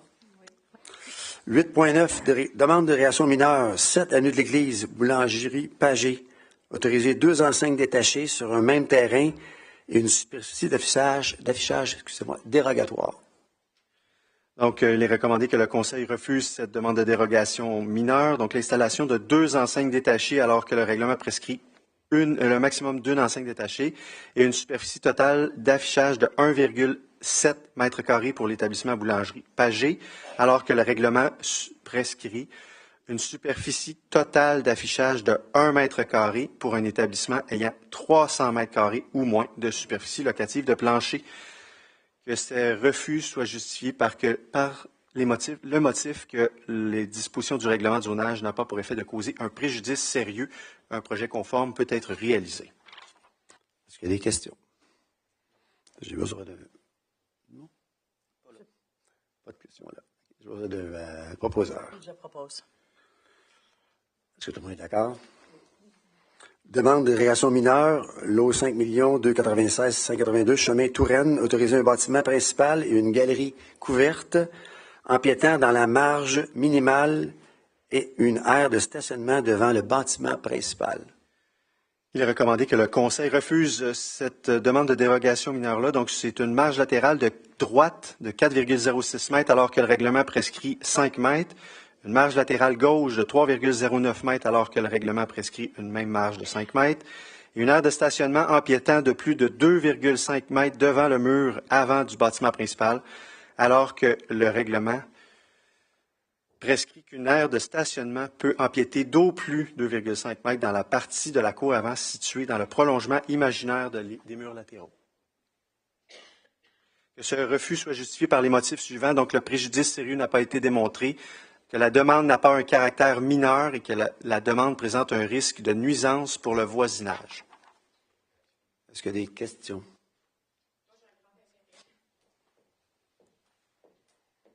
Je suis la propriétaire du terrain. Nathalie Tremblay, ça fait 4 ans que j'ai acheté, pratiquement 4 ans que j'ai acheté le terrain, puis ça fait 4 ans que j'essaie de construire. Mon projet de départ, c'était une maison avec un logement accessoire pour accueillir mes parents. Puis, quelques mois après que j'ai acheté le terrain, malgré le fait que je sois allée à la ville, voir l'arpenteur, venir rencontrer les gens ici, qu'on m'a dit qu'il n'y avait pas de problème pour me construire, les règlements, le 800 mètres a changé. Ce qui arrive avec le terrain, c'est qu'il est également... C'est que le terrain, en fait, il est en pointe avant.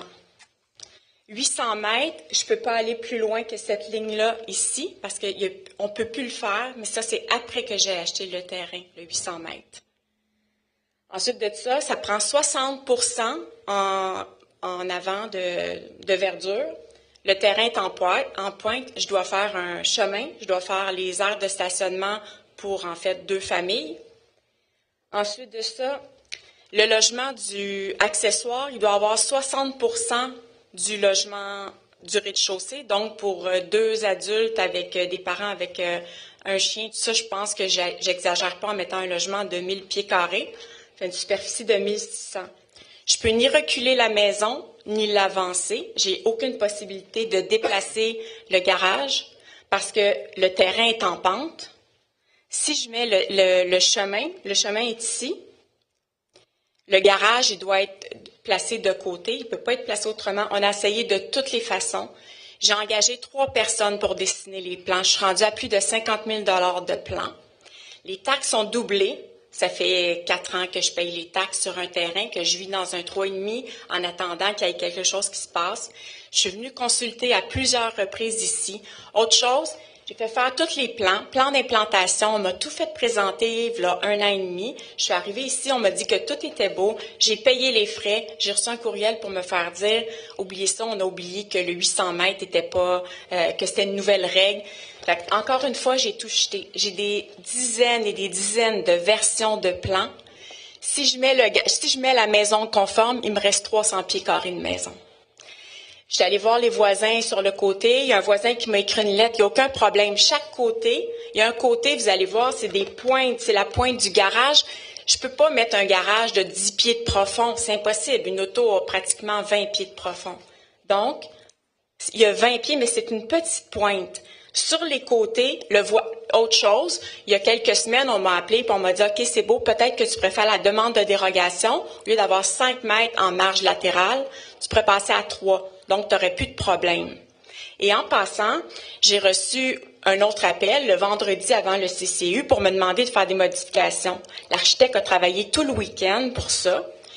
En passant, la galerie, il n'y a plus de dérogation. Les murets, il n'y a plus de dérogation. On m'a fait baisser le toit. J'ai tout changé la galerie arrière. J'ai changé l'escalier. J'ai changé l'entrée.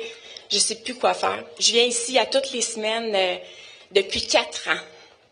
Je vous demande de l'aide. C'est ça que je vous demande. Oui, en fait, le dossier est évalué par le service d'urbanisme et le CCU. On a 2 membres ici sur le conseil de... Est-ce qu'il y a quelque chose qu'on peut... Dans l'explication, je pense que bien écrit, là, c'était plus au niveau des marges là, qui nous ont été présentées. C'est au niveau des marges qui nous ont présentées. Toutes les autres, je ne sais pas, vous n'avez pas eu la bonne version parce que toutes les autres dérogations ont été corrigées. Il reste juste les marges latérales. D'un côté, ça aussi, je pourrais vous dire, d'un côté, j'ai 1 mètre sur le 5 mètres en marge latérale. Le voisin, c'est tout un muret qui est très, très haut. En plus, il y a une clôture de 6 pieds. C'est son rangement, son cabanon, son garage. La maison est à 40 pieds. Même chose de l'autre côté. Les voisins sont d'accord. C'est des petites pointes. Celle-là, la marge latérale, si vous voulez, je pourrais l'enlever. Il faudrait que je fasse un porte-à-faux de 3 pieds. Ça n'enlèvera rien. Ça va juste faire que le projet va être moins beau, mais la cuisine et le salon vont être à la même place. Ça ne sera pas plus petit, ça va être juste le solage qui va bouger. Je pense sérieusement que vous auriez... Je pense qu'on puisse en parler. C'est ce que j'ai demandé plein de fois quand je suis venue pour exprimer, juste pour vous montrer comment je ne peux même pas déplacer le garage d'un pied.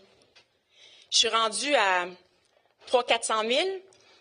Juste l'excavation qui était à 200 000 il y a 4 ans, c'est rendu à 300 quelques mille. Je suis rendue à 600 000, j'ai même pas de maison de construire. C'est là j'en suis. Monsieur le maire, je peux ajouter, si vous me permettez, des précisions. J'ai regardé le dossier. Moi, je fais partie du CCU. Je suis la présidente, d'ailleurs. Alors, je voulais juste m'assurer. Ça, c'est votre première présentation au CCU, de ce que j'ai compris? Je me suis jamais rendue là. C'est le 3e plan. C'est les 2e plans d'implantation. Puis là, c'est les 3D. À chaque fois, là, c'est 20 000 là, que c'est jeté dans la poubelle. Qu'on m'appelle, on me dit que c'est beau. Puis après ça, le lendemain, c'est plus beau. Tout à la poubelle. Parce que c'est ça, il y avait quelques éléments quand on a regardé les plans, parce que oui, on parlait de la question de marge. La raison, si c'était un empiètement d'un côté, ça serait une chose, mais il y a 2 empiètements des 2 côtés. En plus, il y avait une question sur le dossier de Remblai-des-Blais, où est-ce que c'était un peu trop haut. Et il y avait aussi une question... Moi, j'avais clarifié parce que je voulais m'assurer que c'était les bons plans qui ont été étudiés et on l'a confirmé. Non, c'est pas les bons plans. Je l'ai vu. En fait, c'est ce plan-là. J'ai vu qu'ils se sont trompés, puis j'ai même le courriel de la jeune fille qui m'écrit qu'elle est désolée, qu'elle n'a pas envoyé le bon plan. Puis ça, avant le CCU, je l'ai dit, puis elle m'a dit qu'elle ne pouvait rien faire. J'ai le courriel. OK. Alors, c'est pour comme je dis, pour aujourd'hui, c'est les décisions, c'est les informations qui ont été présentées. Comme je l'ai dit, je me suis assurée d'avoir les bonnes informations.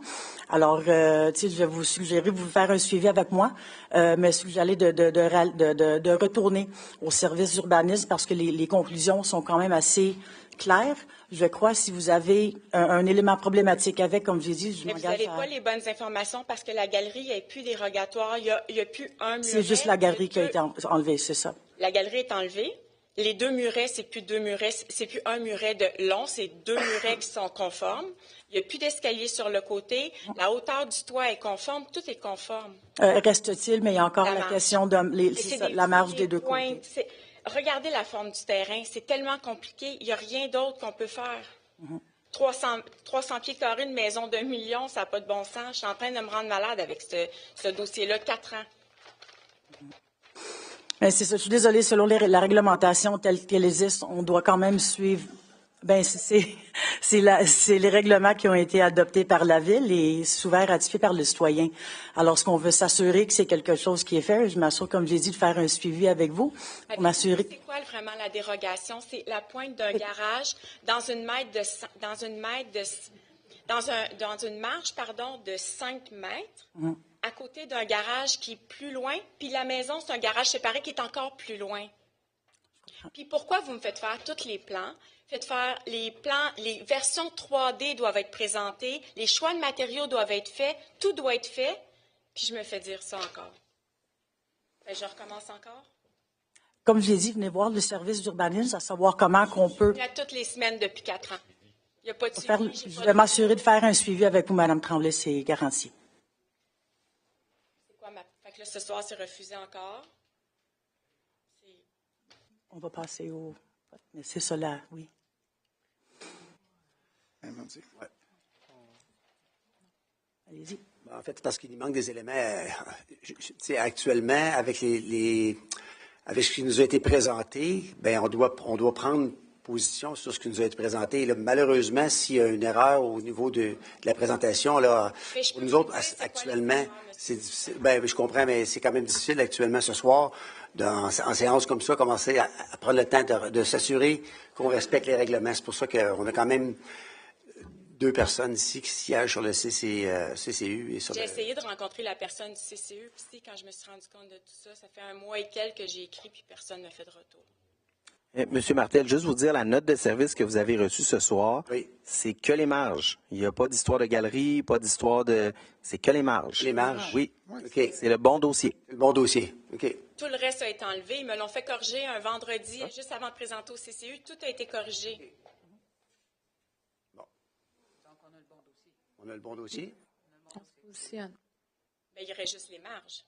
Exact. Puis il reste juste les marges, là, c'est des petites pointes dans le 5 mètres à côté d'un garage.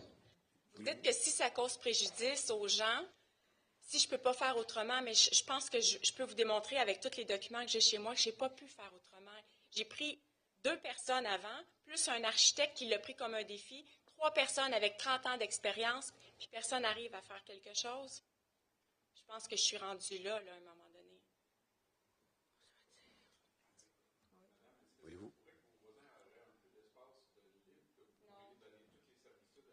Non, parce qu'ils ont construit des garages, puis ils ont construit des rangements, des cabanons. Les autres sont près de la ligne. Eux, dans le temps, ils avaient le droit, fait qu'ils sont à moins de 3 mètres.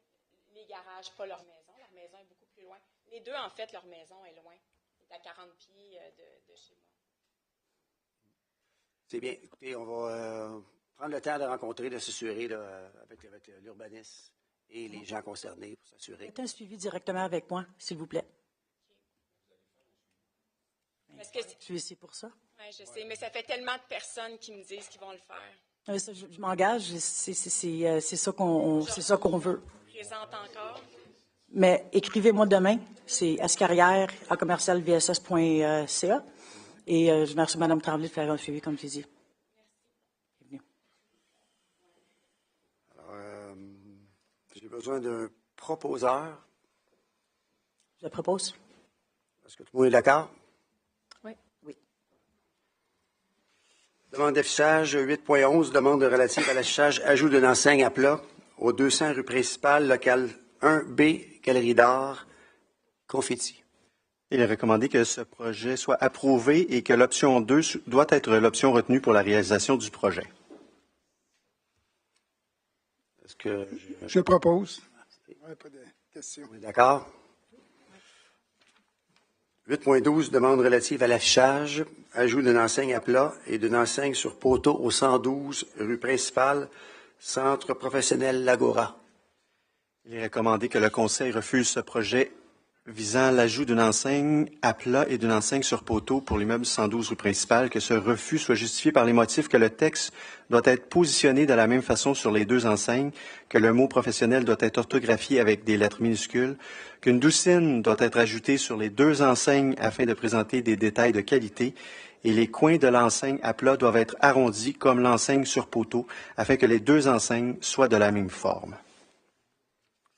Vous avez un proposeur? Je propose. Tout le monde est d'accord?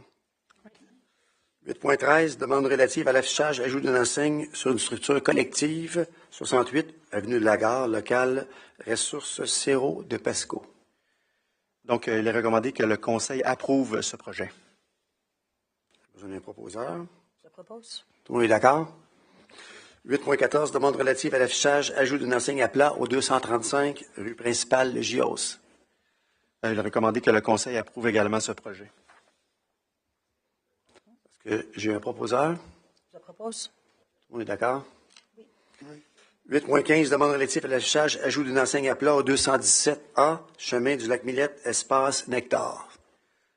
Il est recommandé que le Conseil refuse le projet visant l'ajout d'une enseigne à plat sur le bâtiment 217A, chemin du lac Millette, que ce refus soit justifié par le motif que l'enseigne doit présenter des couleurs, une forme et des dimensions qui s'harmonisent davantage à l'enseigne à plat existante sur l'immeuble et à l'architecture du bâtiment, que la hauteur de l'enseigne doit être uniforme à l'enseigne apposée sur la même façade afin de favoriser l'uniformité dans l'affichage. Un proposeur? Je propose. Oui, d'accord. 8.15, excusez-moi, 8.16, demande relative à l'affichage, ajout d'une enseigne collective 6, avenue Filion, Docteur Jonathan Alix. Il est recommandé que le Conseil approuve ce projet. Un proposeur? Je propose. On est d'accord? 8.17, demande relative à l'affichage, ajout d'une enseigne à plat sur poteau, 7 avenue de l'Église, Boulangerie Pagé. Il est recommandé que le Conseil refuse le projet visant l'ajout d'une enseigne sur structure collective pour l'immeuble situé au 7 avenue de l'Église, que ce refus soit justifié par les motifs suivants, que les enseignes du même établissement doivent être de même forme et de même couleur, que l'enseigne devrait être à plat comme les autres commerces de l'immeuble afin d'éviter de masquer en partie l'architecture du bâtiment. Vous avez un proposeur? Je propose. Oui, d'accord. 8.18, demande relative à l'affichage, ajout d'une enseigne à plat au 170B, chemin du lac Millette, Dominos. Il est recommandé que le Conseil approuve ce projet et que l'approbation soit assujettie notamment à la condition que l'option avec les cols de signes de couleur noire doit être la proposition retenue. Vous avez un proposeur? Je propose. Tout le monde est d'accord? Oui. 8.19, demande relative à l'architecture, nouvelle construction commerciale accessoire au 655 chemin Louis Dufour, le sommet de la vallée. Il est recommandé que le Conseil approuve la demande visant la construction de bâtiments accessoires commerciaux sur un lot ayant une pente naturelle moyenne de plus de 25 pour un immeuble situé au 655 chemin Louis Dufour. Vous avez un proposeur? Je propose. Tout le monde est d'accord? 8.20, demande relative à l'architecture, nouvelle construction résidentielle sur le lot 6 515 157 chemin Alpin.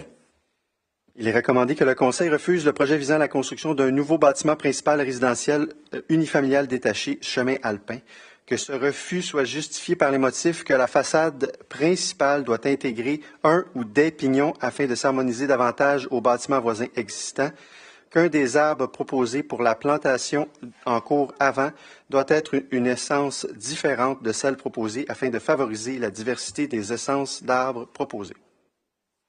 J'ai besoin d'un proposeur. Je propose. On est d'accord. 8.21, demande relative à l'architecture, agrandissement résidentiel au 1529 chemin du lac des Becs-Ouest. Il est recommandé que le Conseil approuve le projet visant l'agrandissement du bâtiment principal résidentiel unifamilial détaché sur un lot ayant une pente naturelle moyenne de plus de 25 chemin du lac des Becs-Ouest. J'ai besoin d'un proposeur. Je propose. Tout le monde est d'accord. 8.22, demande relative à l'architecture, nouvelle construction résidentielle sur le lot 5 296 582 chemin de Touraine. Il est recommandé que le Conseil refuse le projet visant la construction d'un nouveau bâtiment principal résidentiel unifamilial détaché à toit plat sur un lot ayant une pente naturelle de plus de 25 % pour l'immeuble situé chemin de Touraine, que ce refus soit justifié par les motifs que le gabarit du bâtiment projeté doit être modifié afin de réduire l'empreinte au sol et être conforme au règlement de zonage, que le projet doit être modifié afin de limiter les travaux de déblai de remblai dans les zones de forte pente, que les espaces de stationnement doivent être aménagés dans les zones du site les moins visibles depuis la rue et que le style architectural proposé peut être conservé dans la version retravaillée du projet. Vous avez un proposeur? Je propose.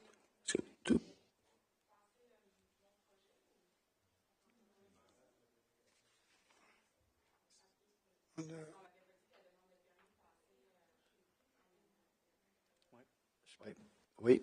Stéphanie, tu peux préciser, ça, c'est l'analyse du PIA qui était séparée de l'analyse de dérogation mineure, étant donné qu'il y avait des demandes de minimiser le gabarit. Alors, c'est comme ça que ça ira encore en PIA au CCE.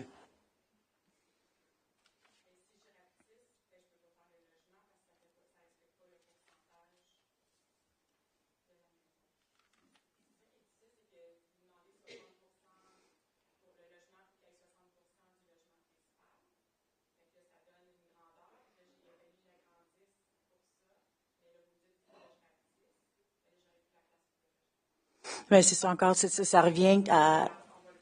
Exactement. On ne l'entend pas sur le web. Excusez, madame, on ne vous entend pas pour les personnes qui sont en ligne.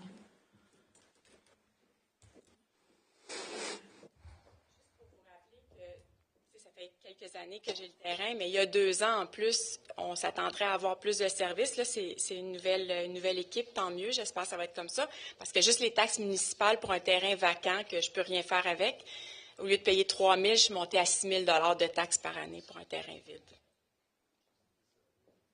Merci, madame.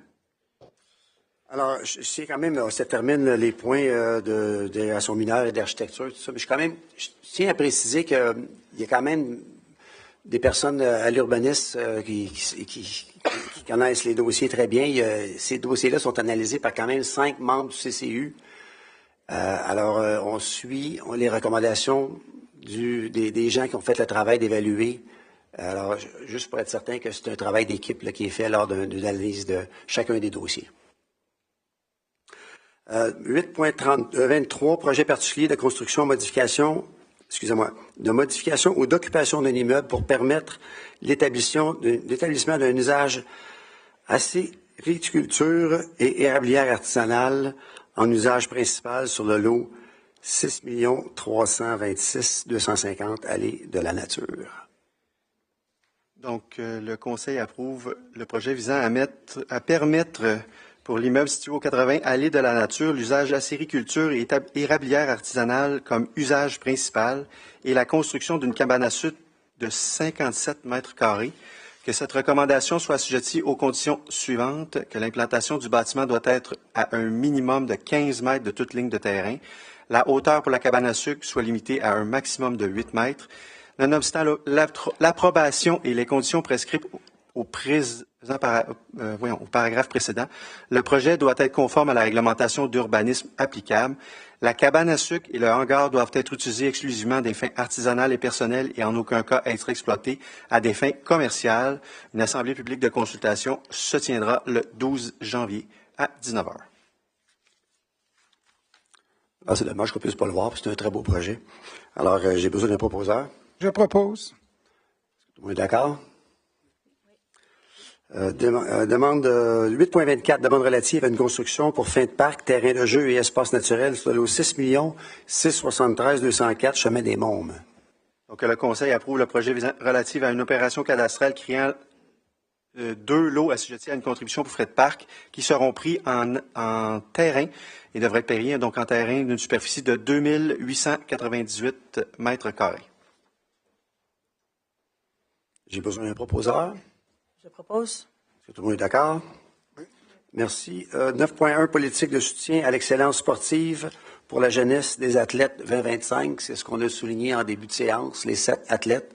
Alors, à vous, M. Selleville. Donc, M. Aka, 700 $ pour la participation à une compétition provinciale et internationale. M. Bergeron, 800 $ participation à une compétition nationale et internationale.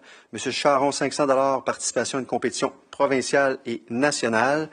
M. Desforges, 2 compétitions nationales à 600 $. Mme Leprohon, un montant de 800 $ pour une compétition nationale et internationale. M. Payet, 1 000 $ pour la participation à 2 compétitions internationales. Et M. Unger, 1 000 $ participation à 2 compétitions internationales.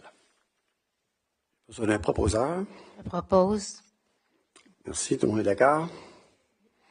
9.2, demande de tenue d'événement marche dans le cadre de l'événement Les Beaux 4 heures 2026 de la Fondation Martin Matt. Le Conseil autorise la Fondation Martin Matt à tenir l'événement Les Beaux 4 heures sous la forme d'une marche d'environ 4 km le 7 février 2026. Elle souligne que l'organisme souligne l'apport de la Ville dans ses différentes communications et que le parcours emprunté doit être approuvé par la Ville et ne présenter aucune entrave à la circulation. Vous avez un proposeur? Je propose. Tout le monde est d'accord? 9.3, participation, événement Les Beaux 4 heures, Fondation Martin Matt. Donc, le Conseil autorise l'inscription d'un nombre minimal de 4 participants pour l'événement Les Beaux 4 heures afin de verser une contribution financière jusqu'à concurrence de 1 300 $ au bénéfice de la Fondation. Vous avez un proposeur? Je propose. Merci. Mme Gagnon, tout le monde est d'accord? 9.4, autorisation de signature, programme d'emploi d'été Canada 2026. Donc, le programme Emploi d'été Canada fait partie de la stratégie Emploi et compétences jeunesse qui est l'engagement du gouvernement du Canada à aider les jeunes, en particulier ceux qui font face à des obstacles à l'emploi, à obtenir l'information et à acquérir les compétences, l'expérience de travail et les aptitudes dont ils ont besoin pour réussir leur transition vers le marché du travail, que le Conseil municipal entérine l'autorisation au coordonnateur au loisir à présenter une demande dans le cadre du programme Emploi d'été Canada 2026. Vous avez un proposeur? Je propose. Est-ce que tout le monde est d'accord? 9.5, autorisation de signature, protocole d'entente pour l'utilisation des infrastructures avec le Centre de services scolaires des Laurentides. Donc, le Conseil autorise le maire et le greffier à signer la dite entente. Vous avez un proposeur? Je propose. Est-ce que tout le monde est d'accord? 9.6, demande de location de salle, club d'athlétisme, les légendaires des pays d'en haut. Attendu la demande de l'organisme Club d'athlétisme Les Légendaires des Pays d'en haut pour un rabais ou une gratuité au niveau des locations de salles, que le Conseil autorise l'organisme à bénéficier de 5 gratuités par année dès le 1er janvier 2026, réparties au gré de l'organisme pour la tenue de rencontres administratives ou de l'Assemblée générale annuelle, le tout dans les locaux de la Ville disponibles pour des locations de salles. Vous avez un proposeur? Je propose. Oui, d'accord.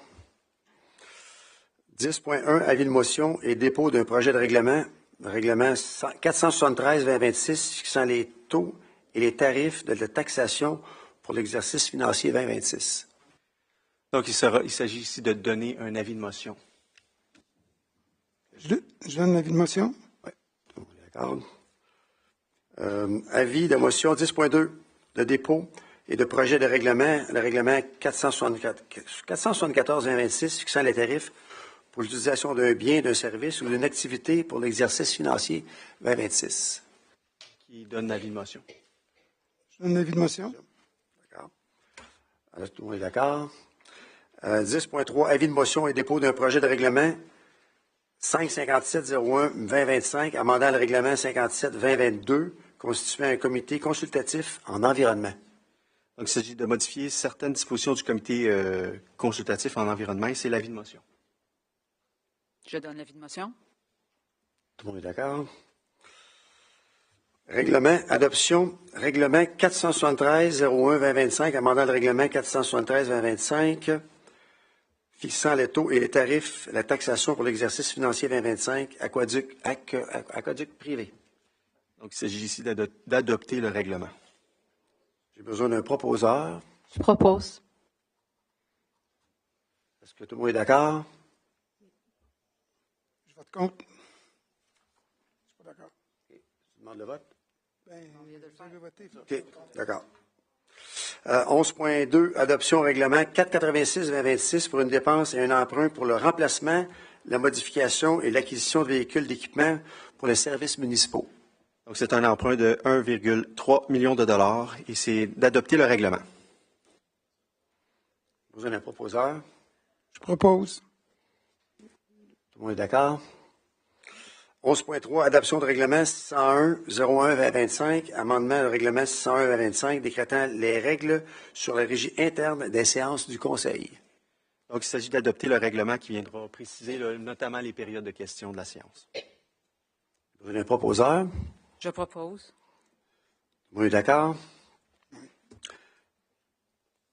On va vers les dépôts. Dépôt de rapport du directeur général, pouvoir d'embauche de personnel syndiqué, règlement 595-24, portant sur la délégation de pouvoir. C'est des embauches au service de l'environnement et des travaux publics. Ici, on n'a pas besoin de... Non, c'est un dépôt. Un dépôt. Dépôt liste des engagements approuvés au 13 novembre au 9 décembre 2025. Pour une somme de 189 844 $. Merci. Dépôt liste des paiements émis le 6 novembre au 1er décembre 2026. 4 319 031. Dépôt, déclaration des intérêts pécuniaires des membres du Conseil. Donc, toutes les déclarations ont été déposées à cette séance.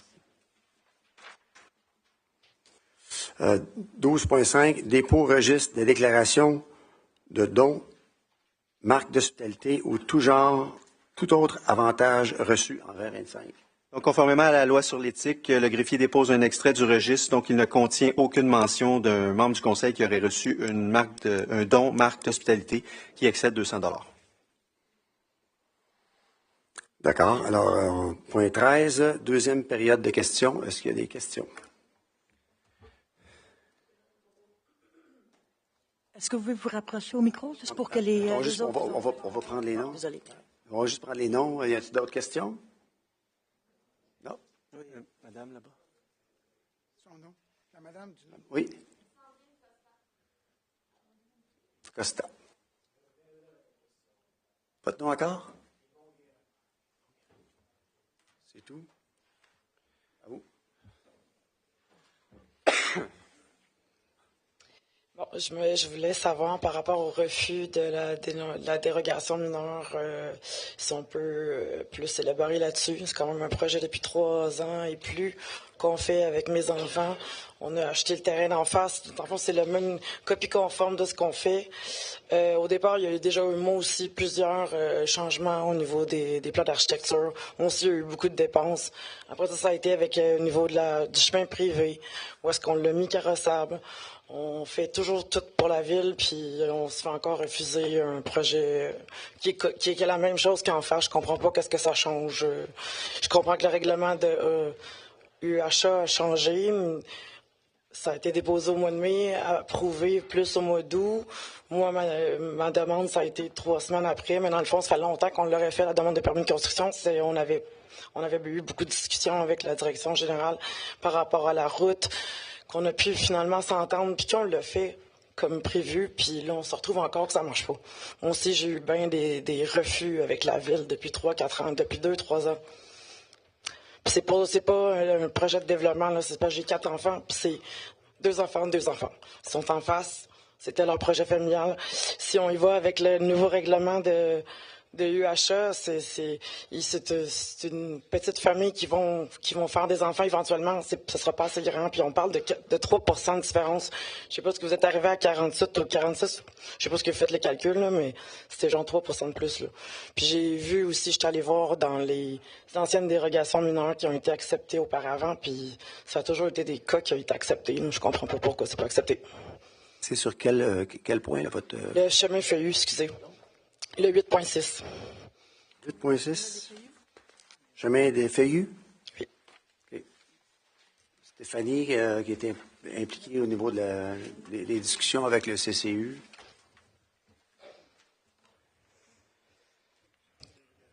C'est ça, il y avait quelques points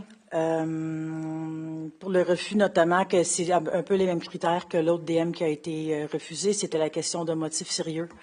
Notamment, et que le bâtiment n'était pas encore érigé, alors il y avait une possibilité de s'y conformer à la réglementation municipale. Vous aviez déjà un projet devant vous, littéralement à l'autre côté de la roue de chez vous. Et la réglementation a été modifiée entre-temps. Alors, c'est pour ça que le miroir du projet n'a pas pu se faire. Ben, nous aussi, le premier projet, il a été aussi modifié par rapport à, je me souviens plus c'est quoi qui marchait pas là, mais on a fait plusieurs modifications au niveau architectural avec l'architecte pour y aller avec logement supplémentaire, entre autres rajouter une mezzanine pour que les calculs fonctionnent. On fait copier-coller, là, c'est une question de parce que la route ne marchait pas. Sinon, je l'aurais fait depuis le début. C'est une petite question de temps qu'on fait le copie-confirme encore là de la même chose. Je comprends qu'il faudrait le rapetisser, mais le rapetisser pour moi, c'est pour les personnes âgées qui veulent vivre dans un petit 100 pieds, puis l'autre, ils ont mis 2000 pieds carrés. Tu sais, si on regarde avec les ratios, je peux comprendre que vous voulez pas des semi-détachés, deux pareils. C'est ce qu'on n'a pas non plus. Mais là, à un moment donné, si on rapetisse ça, c'est un mini-logement pour deux personnes. Moi, c'est des familles qui sont... Je veux dire, on s'entend que les jeunes aujourd'hui ont de la misère à se trouver des logements abordables ou des maisons. C'est pas facile pour eux à leur âge puis de bâtir une famille. Puis là, on avait cette idée-là qui a été prévue depuis 3 ans. On l'a bâti. Encore là, ça a été long. On va avoir les permis de construction pour le premier. On l'a bâti cet été. On veut faire la même chose. Nous, on voulait même le bâtir avant l'hiver, mais là, on n'a pas pu parce qu'on a l'endéro. Là, on se retrouve encore avec un refus. Je comprends pas. Il devrait y avoir de la latitude au niveau de la ville. Je comprends qu'on ne peut pas tout le temps, mais les dérogations mineures servent à ça. Servent à dire c'est pas si pire que ça. Je comprends pas qu'est-ce que ça brime à la société là, ou à la ville. Même ça va être plus gros pour vous, puis vous allez avoir plus de taxes. Puis en plus, on a même décidé de reculer le bâtiment plus dans le fond du terrain, justement, si c'est aux yeux des autres que soit plus grand d'un côté. On est vraiment en arrière, là, je veux dire. C'est pas j'apprécie là ce que vous êtes. C'est pas une question de regarder ça comme dans un vide. Nous autres, on a l'obligation quand même à suivre la réglementation telle, comme je l'ai dit, qu'elle est adoptée. C'est pas toujours les règlements, c'est pas toujours le fun, mais c'est comme ça que c'est. Ceci dit, nous autres, quand on fait notre analyse au département de l'urbanisme, ensuite au CCU, et ensuite, à notre niveau, il y a certains éléments qu'on peut pas déroger. Parce que aussi certains éléments que c'est pas juste à notre palier, c'est aussi au palier, c'est de la MRC. Alors, c'est là où est-ce qu'on, des fois, oui, on a un jeu, mais des fois, on en a moins. Notamment quand c'est quelque chose qui n'est pas encore construit, qu'on est capable de se confirmer de se conformer, à la réglementation. Oui, mais comme je vous dis, si on modifie, encore là, c'est des frais d'architecte, mais c'est même plus ça, c'est même plus un projet que deux familles peuvent vivre un à côté de l'autre. C'est comme, ça marche plus le projet. J'en veux plus de ce terrain-là, mais vous comprenez, c'est une méchante modification, vous nous dites de faire si on se fie au nouveau règlement. Puis aussi, je tenais à dire que le logement supplémentaire, au départ, le règlement était calculé sur le bâtiment au complet. Là, faites juste un calcul de juste d'un côté versus l'autre côté. Si on faisait ce calcul-là, je dépassais vraiment de encore plus petit qui était prévu, que ce qu'on fait comme calcul réel. Fait que je comprends que oui, il y a des modifications qui se font au règlement, mais les dérogations mineures sont faites pour ça, pour pouvoir avoir de la latitude à peut-être accepter. Je suis pas en train de demander de faire un triplex, là. Je suis pas en train de demander de faire un multilogement, là. C'est ça, je suis désolée, la décision a été prise. Mais pour les modifications subséquentes, quoi que ce soit, comme je l'ai dit, on vous invite de vraiment communiquer avec nous directement si on peut essayer de simplifier la tâche. Ils connaissent tout mon dossier, eux autres. Toute l'équipe d'urbanistes connaissent tout. Fait que c'est avec vous que je dois parler dorénavant ou eux, ils savent tout mon dossier, là. Ça fait longtemps qu'on se parle, là. Oui. Fait que c'est avec vous directement, c'est ça? Savoir comment on peut vous aider, effectivement, comment on peut vous aider avec l'urbanisme, comment est-ce qu'on peut faire pour que ça soit accepté. Parfait. Il n'y a pas grand-chose à faire, mais ça peut être minime. C'est ça. C'est ça notre travail, de vous aider à essayer que ça soit accepté. Parfait. Merci. Merci.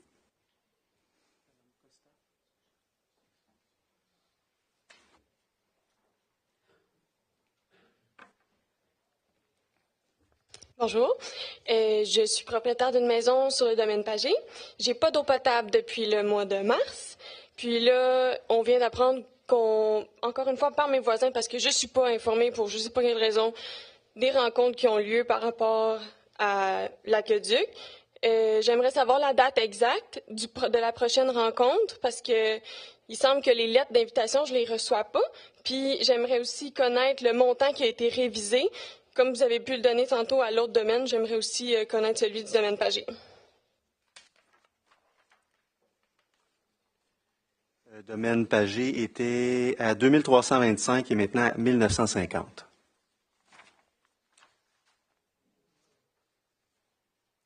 La date, on ne doit pas la date encore, c'est le bois, non?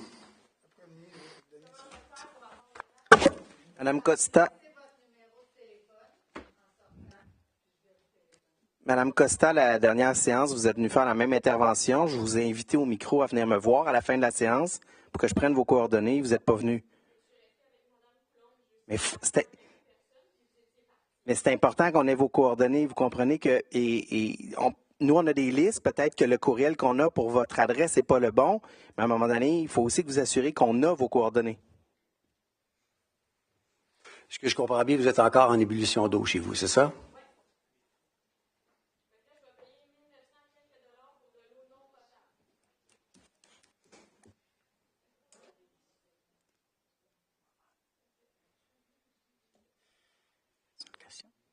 C'est bon. Autre question? Monsieur Guérin.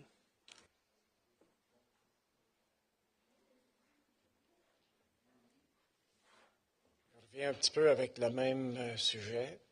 Je pense que du côté des dérogations, on voit que ça change toujours. Et puis, je suis d'accord qu'il y ait des règlements, comme tout le monde. On a un urbaniste qui voit au bon fonctionnement. Mais je pense que parfois, on est trop pointu sur certains côtés du problème. Et puis, moi, j'aimerais qu'il y ait un petit peu de souplesse là-dedans. C'est bien beau des lois. On sait très bien que pour aller circuler sur la 20, la vitesse, c'est 100 km. Mais il y a des gens qui vont rouler à 110, 120. Ils ne sont pas nécessairement arrêtés pour ça. Alors, il y a une certaine souplesse qu'une loi doit avoir aussi parfois. Et puis, je pense que ça manque un petit peu du côté des municipalités, une souplesse du côté des dérogations. Parce que bien souvent, il y a des choses qui sont faites, et puis un an plus tard, c'est plus permis. Comme nous, par exemple, sur le chemin Gobeil, pas loin d'où je demeure, ben, on a construit un garage directement sur le bord du chemin. Ils ont eu une dérogation pour ça. Ben, moi, j'arrive pour demander une extension à ma maison pour mettre un garage. On me dit, ça me prend une dérogation. Je suis loin des voisins. Alors, il y a des choses moi, je me dis, ça n'a pas de sens. Comme quelqu'un qui veut, comme j'écoutais tantôt, dire, on ne permet pas à quelqu'un de se construire un abri si elle n'est pas pointue, si elle est en pente seulement descendante. Mais est-ce que ça défait vraiment le décor? Il y a des choses je pense qu'il faut que les urbanistes mettent un petit peu de bon sens dans tout ça, là. Parce que on s'en va, puis on ne sera plus capable tantôt de rien faire sans toujours payer pour se faire dire peut-être même, vous ne l'aurez pas, comme la dame qui est là-bas au fond. Alors, je trouve que c'est insensé. Ça manque de souplesse. Puis je pense que ceux qui sont là pour être capables de donner des permis, bien, qu'ils se servent de leur bon sens aussi. Est-ce que même si ça contrevient aux lois qui ont déjà été dictées, bien, il y a des choses qui peuvent s'assouplir là-dessus. Alors, voilà. Puis, il y a une autre chose que j'ai oublié de mentionner au tout départ, c'est que ceux qui vivent sur des chemins privés, on paie à peu près les mêmes taxes que ceux qui sont sur les chemins publics. Il y avait déjà été question dans le passé de voir est-ce que c'est les gens qui demeurent sur des chemins privés qui ont à s'occuper de leur déneigement, qui ont leurs aqueducs, qui ont leur pureté et tout, là. n'ait pas à payer nécessairement le même prix que les autres. J'aimerais savoir s'il y a déjà eu quelque chose qui a été corrigé à cet effet-là. La réponse là-dessus, c'est où? Ben, en fait, on est en discussion parce qu'on est en période de budget. On est en discussion, effectivement, pour mettre en place un système de, il appelle ça des sous-catégories, pour être capable d'éventuellement, on est en discussion, là, je ne vous dis pas que ça va être fait, mais on est à l'évaluation de savoir est-ce qu'on peut faire une sous-catégorie pour les chemins privés pour pallier à ce que vous venez de mentionner. Deuxième point, trop pointu, souplesse, chemin Gobeil. Effectivement, on en a parlé, des dérogations mineures. Ça fait quelques semaines déjà qu'on en parle, essayer de voir comment est-ce qu'on peut minimiser les demandes de dérogation mineure, parce que c'est comme une lourdeur. Alors, peut-être un assouplissement des règlements, ça va être à voir comment est-ce qu'on peut faire pour adapter le règlement tout en respectant un minimum d'architecture et de... C'est bien parce que, comme je vous disais, moi, je suis venu peut-être 2-3 ans passés, puis on me disait tout le temps, je suis à un pied, un pied trop proche du voisin. Alors, un pied, écoutez, puis à cause d'un pied, là, quand tu dis que tu es obligé de passer par une dérogation mineure, ben, je trouve ça un petit peu pointu. Mais la difficulté, c'est qu'il va toujours y avoir un règlement. Oui, on sait que ça prend des règlements, mais à un moment donné, il faut y mettre de la souplesse, imagine. Oui, mais une fois que le règlement est en place, disons qu'on, je sais pas, on décide que la marge, au lieu d'être 2 mètres, c'est 1 mètre, puis quelqu'un arrive, il y a 0,9 mètres, mais il va quand même avoir une dérogation mineure, il va quand même avoir une demande, vous comprenez? Fait que c'est, on ne peut pas dire, on fait un règlement, puis c'est fini la régulation mineure, on peut plus en demander, c'est canné. Fait qu'il va toujours avoir toujours une marge de manœuvre sur les dérogations mineures qui vont être demandées et qu'on ne peut pas nécessairement refuser. Je ne suis pas contre le fait qu'il y ait des dérogations mineures, mais qu'on y aille avec une certaine souplesse. C'est noté. M. Martel, oui. Je peux intervenir? Oui. Je veux juste revenir sur l'exemple que vous avez donné sur les policiers. Malheureusement, on peut pas le comparer parce que les policiers, c'est reconnu, jouissent d'un pouvoir discrétionnaire, ce qui n'est pas le cas des fonctionnaires municipaux. Donc, effectivement, si le règlement dit qu'une marge doit être à 5 mètres, ben le fonctionnaire municipal est embauché pour faire appliquer le règlement. Je sais que ça peut paraître rigide, mais les lois sont faites comme ça. On n'est pas gouverné par les mêmes lois que des policiers qui, eux, effectivement, si vous roulez à 115 dans une zone de 100, peuvent utiliser leur pouvoir discrétionnaire pour décider si oui ou non ils vous émettent un constat. Parce que dans les faits, ils peuvent vous en émettre un.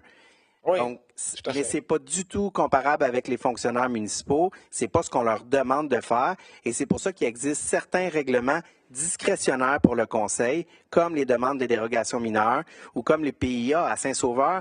Il y a plusieurs secteurs sous PIA. Ça, c'est une volonté du Conseil. Est-ce que l'actuel Conseil va vouloir changer ça pour faire en sorte qu'il y aura moins de demandes de PIA? Bien, c'est une option que le Conseil pourra se prévaloir. Il y a des municipalités où il n'existe pas de PIA. Donc, c'est sûr que pour le requérant qui veut se construire, ben ça peut avoir l'air de poser moins de bâtons dans ses roues. Alors que quand il y a des règlements sur les PIA, ben c'est une couche qui s'ajoute, mais ça c'est discrétionnaire au Conseil. Ben, en fait, c'est tout à fait... c'est comme je vous disais, on n'est pas contre le fait non plus qu'il y ait des réglementations. C'est juste que les réglementations, je crois, parfois sont trop pointues et ça met beaucoup de pression sur le citoyen qui a à faire des démarches pour arriver à faire ses constructions. Et je trouve que c'est exagéré un peu. C'est mon point de vue. Merci. Est-ce qu'il y avait d'autres questions? Non. En terminant, j'aimerais souligner et remercier la présence de notre député Tim Watchorn, qui est assis en arrière, qui ne parle pas trop fort, mais qui a pris le temps de venir voir ce qui se passait ici à Saint-Sauveur. Alors, vous auriez pu le confondre avec le maire de Morin Heights. Oui. Alors, merci Tim d'être ici ce soir. Et j'en profite pour vous rappeler que les séances du Conseil, à partir de l'année prochaine, ils vont être les mercredis, ce qui semble être apprécié par plusieurs citoyens à qui on a posé la question, puis on avait proposé de le faire pendant notre campagne électorale. On avait prévu faire les mardis. Les mardis, ça fonctionnait pas, fait qu'on a décidé de faire ça les mercredis. Alors, en terminant, joyeuses fêtes à vous tous. Merci pour votre patience. C'était une séance quand même ardue, 9h30. À l'année prochaine, merci. J'ai besoin d'un proposeur pour lever la séance. Je propose.